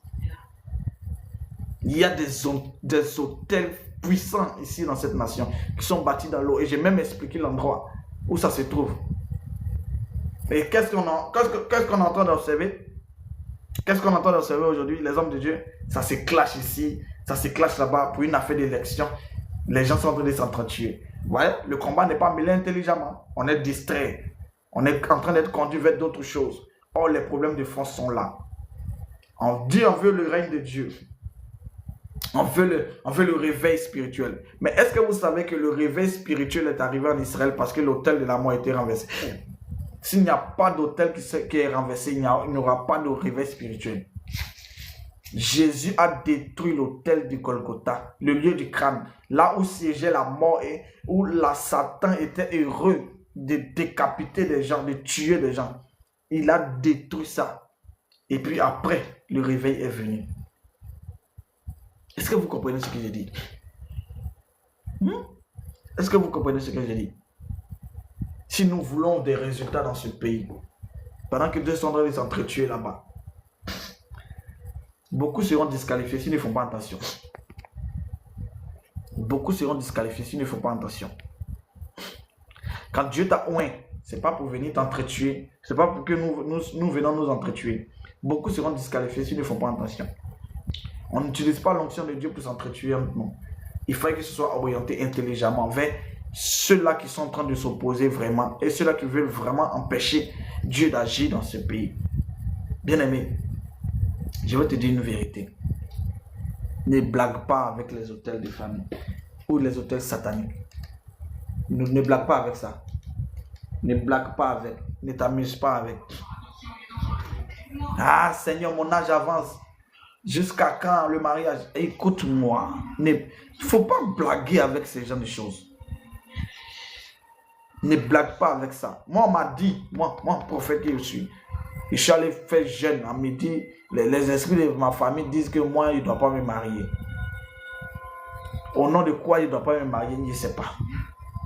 Qui a donné cette loi-là? Je ne sais pas. Mais bêtement, moi, je ne dois pas me marier. Et vous comprenez ça? Moi, il dit, mais vous êtes ridicule. Je me suis marié. Ah oui. Parce que la loi que vous donnez, ça répond à quel principe? Et qui vous a donné cette loi? Qui vous a... Parce que Dieu dit que l'homme quittera son père, sa mère s'attachera. Et puis vous dites non, tu ne dois pas te marier. Qui? Comme le président des jeunes. Mais qui fixe les prix? qui vous a donné ça? Qui vous inspire comme ça? Qui peut dire à une personne, toi tu ne dois pas te marier? C'est au nom de quoi? C'est écrit où? Qui vous a donné cette instruction?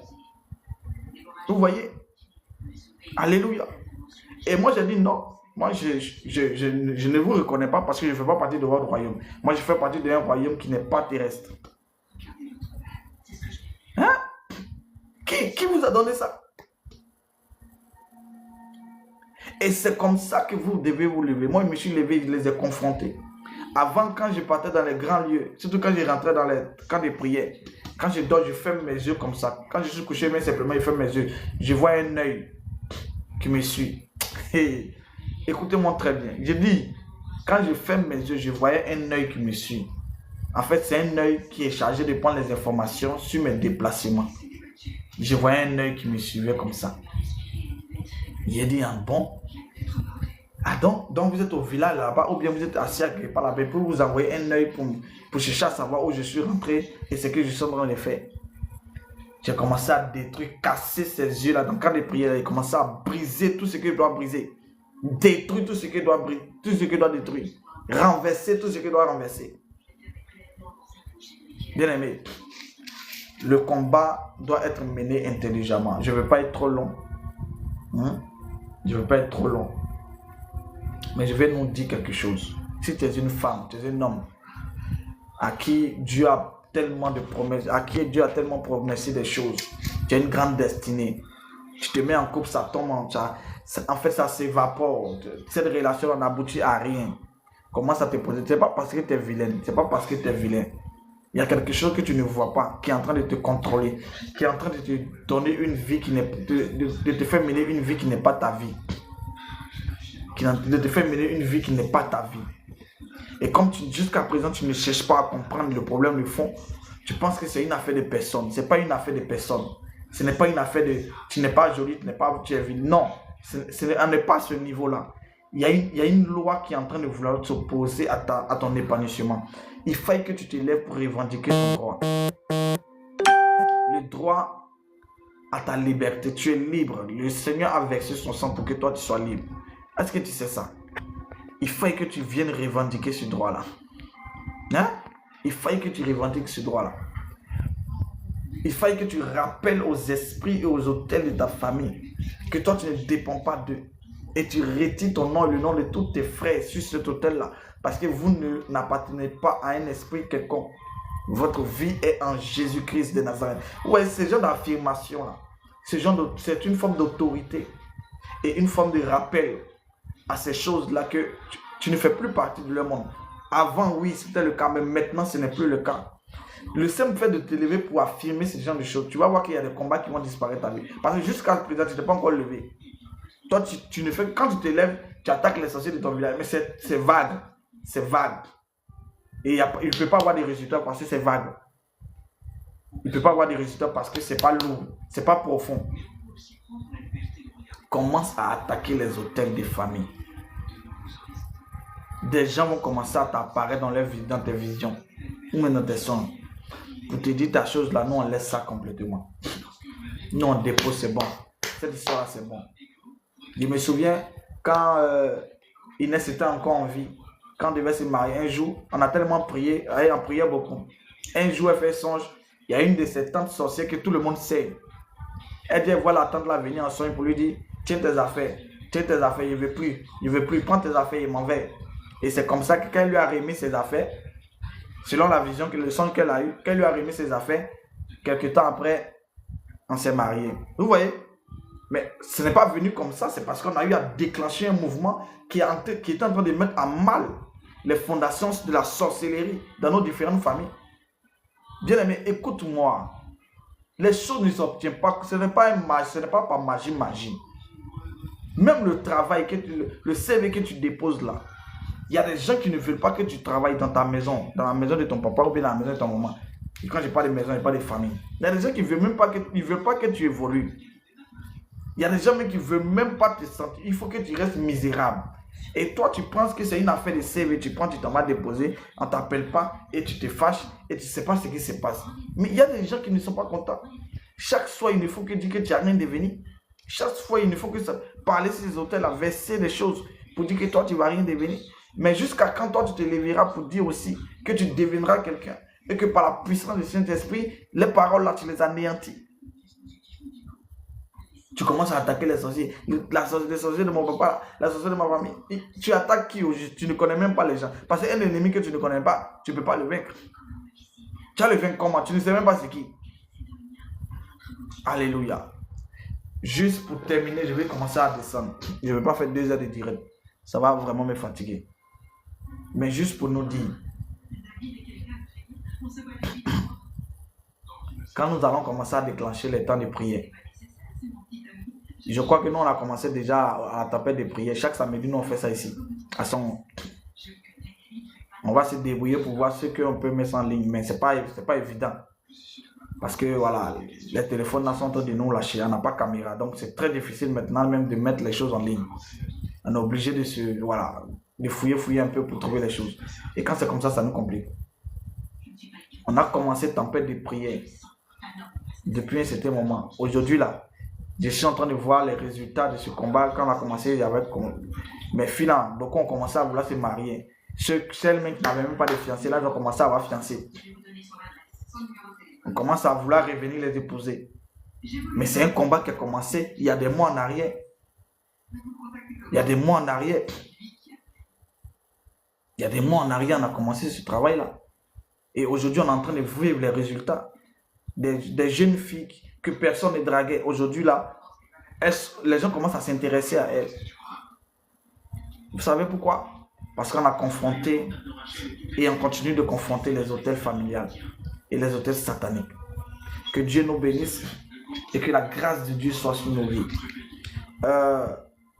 Demain, peut-être, si Dieu fait grâce, demain, je dis bien si Dieu fait grâce, on sera en ligne sur Facebook, et non, qu'est-ce que je dis, sur TikTok, on sera en ligne. Je ne sais pas si, voilà, on aura le téléphone, mais on sera en ligne.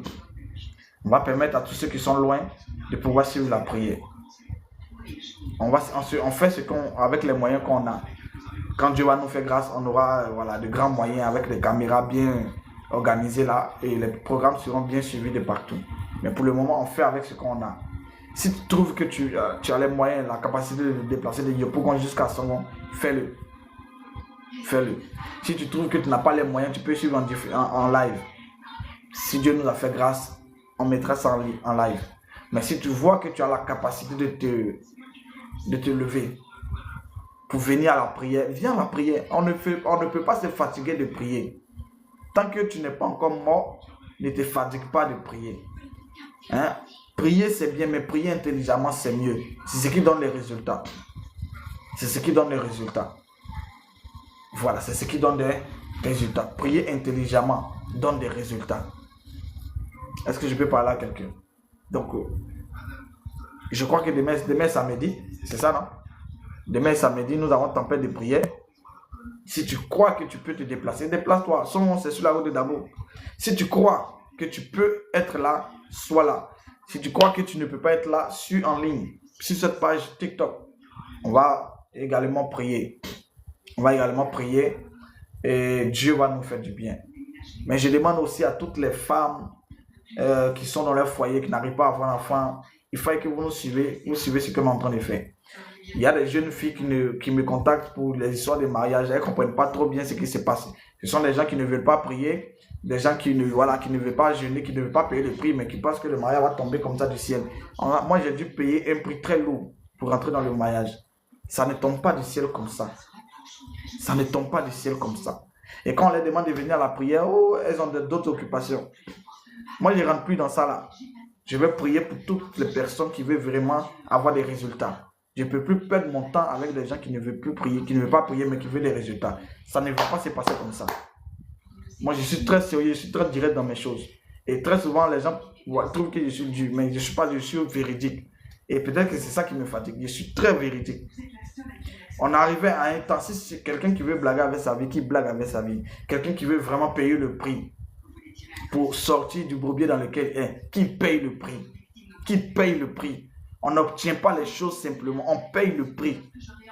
Et ça, il faut que ça soit clair dans cette nouvelle génération, dans la tête de toute cette nouvelle génération. Parce qu'on est dans une génération où on pense que les choses s'obtiennent facilement. C'est faux. Je vous dis la vérité, c'est faux. C'est très faux. Et c'est un gros mensonge. Beaucoup de personnes refusent de payer le prix, mais ils veulent vivre des choses de la gloire. C'est un mensonge. Tu as prié pendant combien de temps pour le mariage que tu veux? Là, tu as prié pendant combien de temps? Il y a des femmes qui ont prié pendant des années et aujourd'hui elles sont dans leur foyer. Toi, tu as prié pendant combien de temps? On t'a donné des prophéties, 2-3 prophéties nettes. Oh, c'est fini. Tu penses que le lendemain ça s'accomplit. Ça fait 2 ans, 3 ans, ça ne s'accomplit pas. Tu as prié pendant combien de temps? Tu as payé le prix de ça? Bien aimé, les choses de valeur s'obtiennent difficilement. Prenez l'or. Prenez, comment j'avais dit, les pierres précieuses là, le diamant. Pour avoir le diamant, là, on va où ça? On va dans les profondeurs de la terre. Il y a des gens qui meurent à cause de l'or. Eux-mêmes, ils sont chercher l'or là, ils meurent là-bas. C'est-à-dire qu'ils sont pas, c'est pas sûr qu'ils vont avoir l'or. Mais ils se disent que bon, ça va aller. Ils se mettent sous la terre en train de creuser juste pour avoir un petit gramme. Et quand ils ont ça, ils sont heureux. Parce qu'ils ont payé le prix de ce qui se trouve dans leurs mains aujourd'hui. Jusqu'à quand vas-tu rester chez toi confortablement dans ta situation? Jusqu'à quand tu vas rester indifférent face à ce qui t'arrive? Il faut que tu payes le prix. Et je veux parler à cette nouvelle génération de chrétiens de 2.0 qui refusent de payer le prix. Tout ne saute. Et attends, là, je vais vous dire quelque chose encore qui va vous choquer. Tout ne se résume pas à l'argent. Tout ne se résume pas à l'argent. Il y a des gens qui pensent que quand tu arrives dans un programme donné, il faut venir bâtir hôtel, il faut donner tel montant. Tu as donné combien de montants jusqu'à présent dans la vie?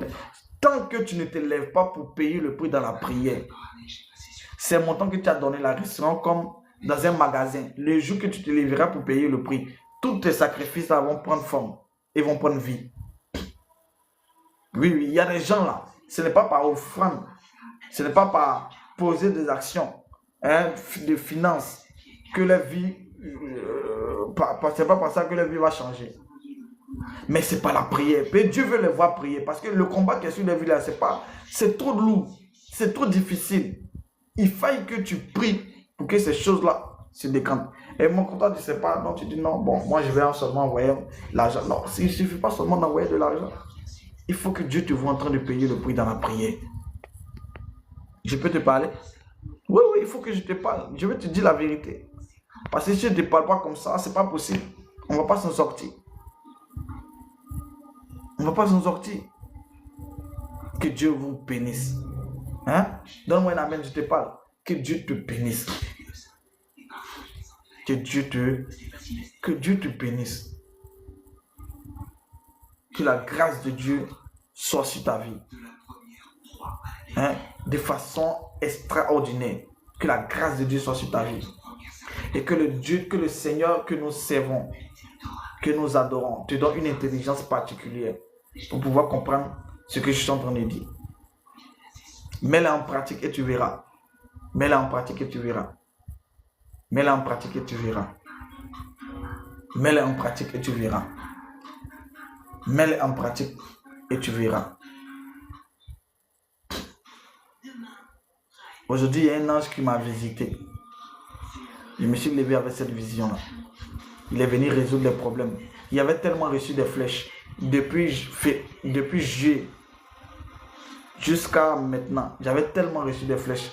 Et ces flèches-là, vraiment, ont commencé à endommager mon corps. Il y avait des douleurs dans mon corps. Aujourd'hui, il y avait un ange qui est venu m'imposer les mains. Quand il m'a touché, les parties de mon corps qui me créaient des douleurs là, qui me causaient des douleurs là, je me suis levé, les douleurs ont disparu. Voilà pourquoi aujourd'hui, il arrive à faire direct 2 heures de temps. Parce qu'avant qu'il m'asseyait comme ça longtemps, au niveau de ma hanche là, ça me faisait mal. Mais aujourd'hui, je suis en train de faire direct de 2 heures.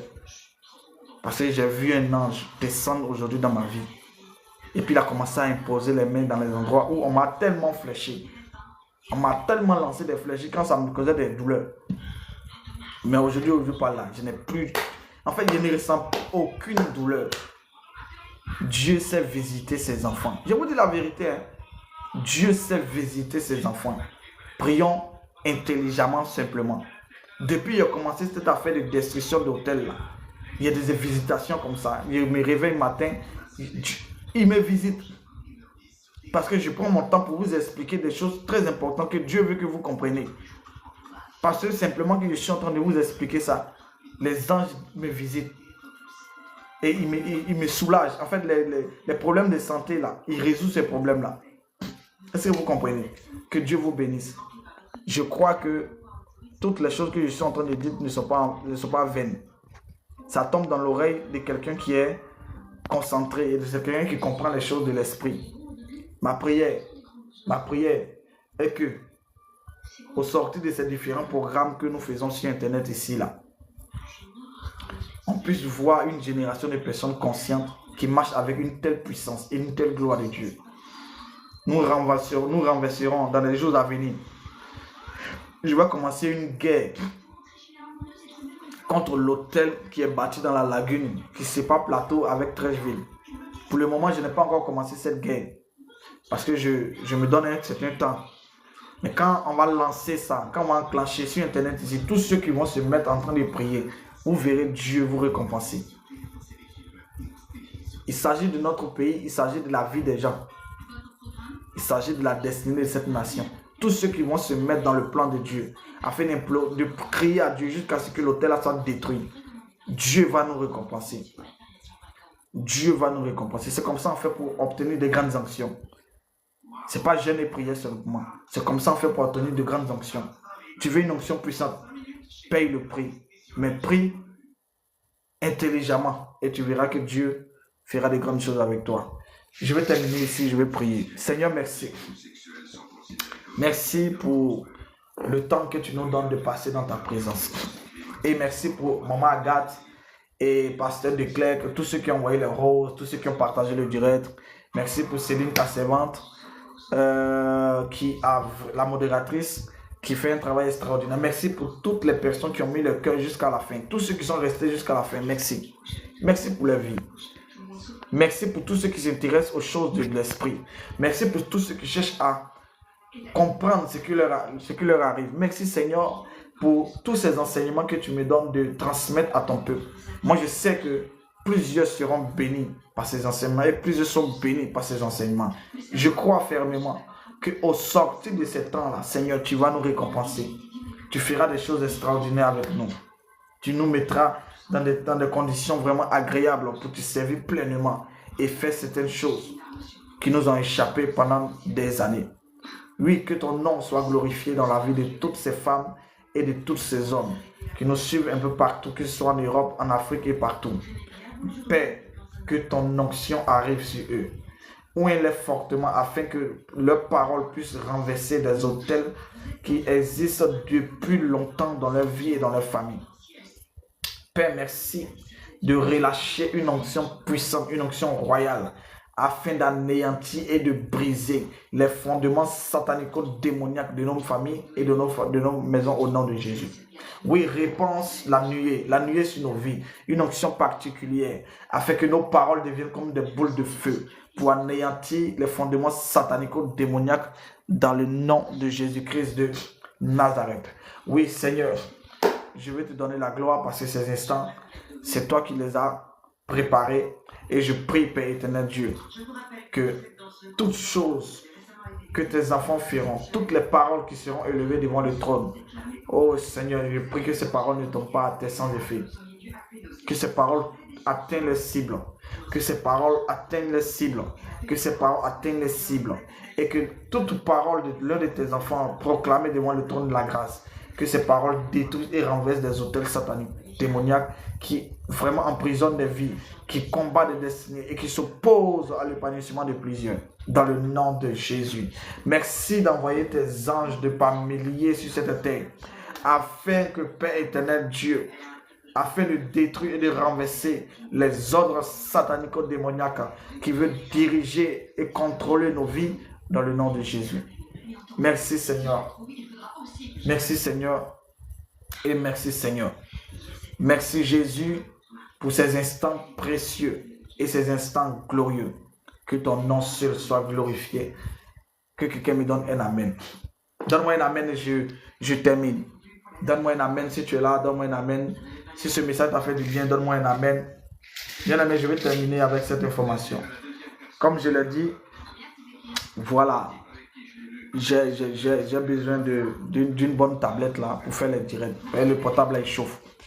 Le Samsung que j'ai là, c'est un portable qui chauffe. Et j'avais demandé comme ça 9 personnes. Parce que la tablette coûte 90 000. 9 personnes qui allaient me donner 10 000. Ça va faire 90 000. Je crois que c'est ce que j'avais dit la dernière fois.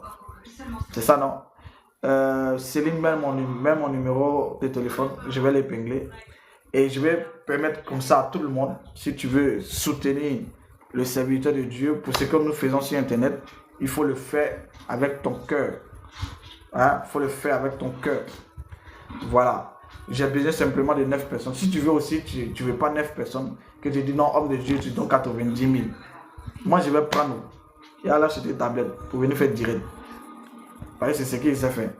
Voilà. Donc, que Dieu nous bénisse.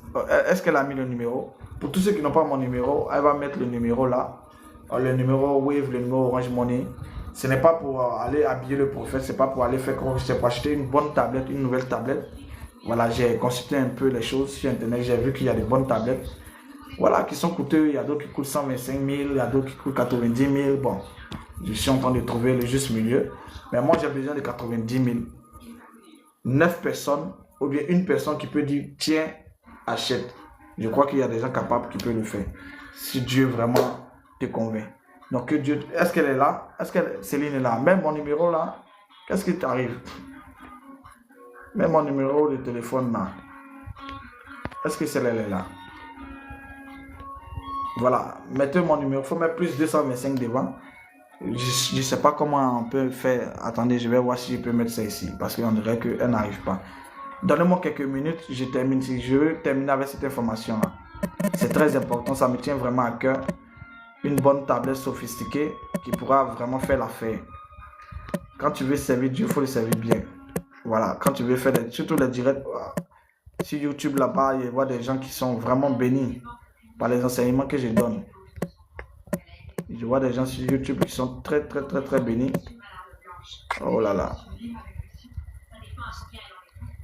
Laissez-moi écrire rapidement. 49. Je crois que c'est ça. Voilà, ça va apparaître là. Ça va apparaître. Voilà. Voilà le numéro. Voilà le numéro qui est là. Oh, ça a disparu. Attendez. Ah, excusez, je ne sais pas comment. C'est pas de ma faute. Moi, tout ça là, c'est compliqué. Je vais essayer de faire encore. Hein? Voilà, je vais essayer d'épingler ça rapidement. Hein? Voilà, si Dieu te convainc de me donner la somme, tu peux le faire le. C'est pas, je n'ai pas dit que parce que tu vas le faire que Dieu va remplir tes prières. Non, c'est pas ce que je suis en train de dire. Si tu sens la chose dans ton cœur, fais. Voilà, voilà le numéro. Ça c'est le numéro. C'est le numéro Orange Money, c'est le numéro Wave. Tu peux faire capture d'écran. Tu peux faire capture d'écran. Voilà, tu peux faire capture d'écran. Tu captures et puis voilà. C'est mon numéro WhatsApp. Tu m'écris. Oui, je vois, ils t'ont bloqué parce que c'est comme ça. Je ne sais pas pourquoi, mais voilà, ils ont bloqué ça. Donc, une bonne tablette, une tablette neuve, ça va nous permettre de pouvoir mieux nous exprimer et mieux faire ce qu'on sait faire.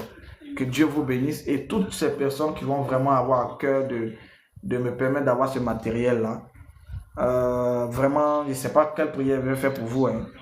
Je ne sais pas ce que je vais dire au Seigneur, mais je sais que le Seigneur va se souvenir de vous.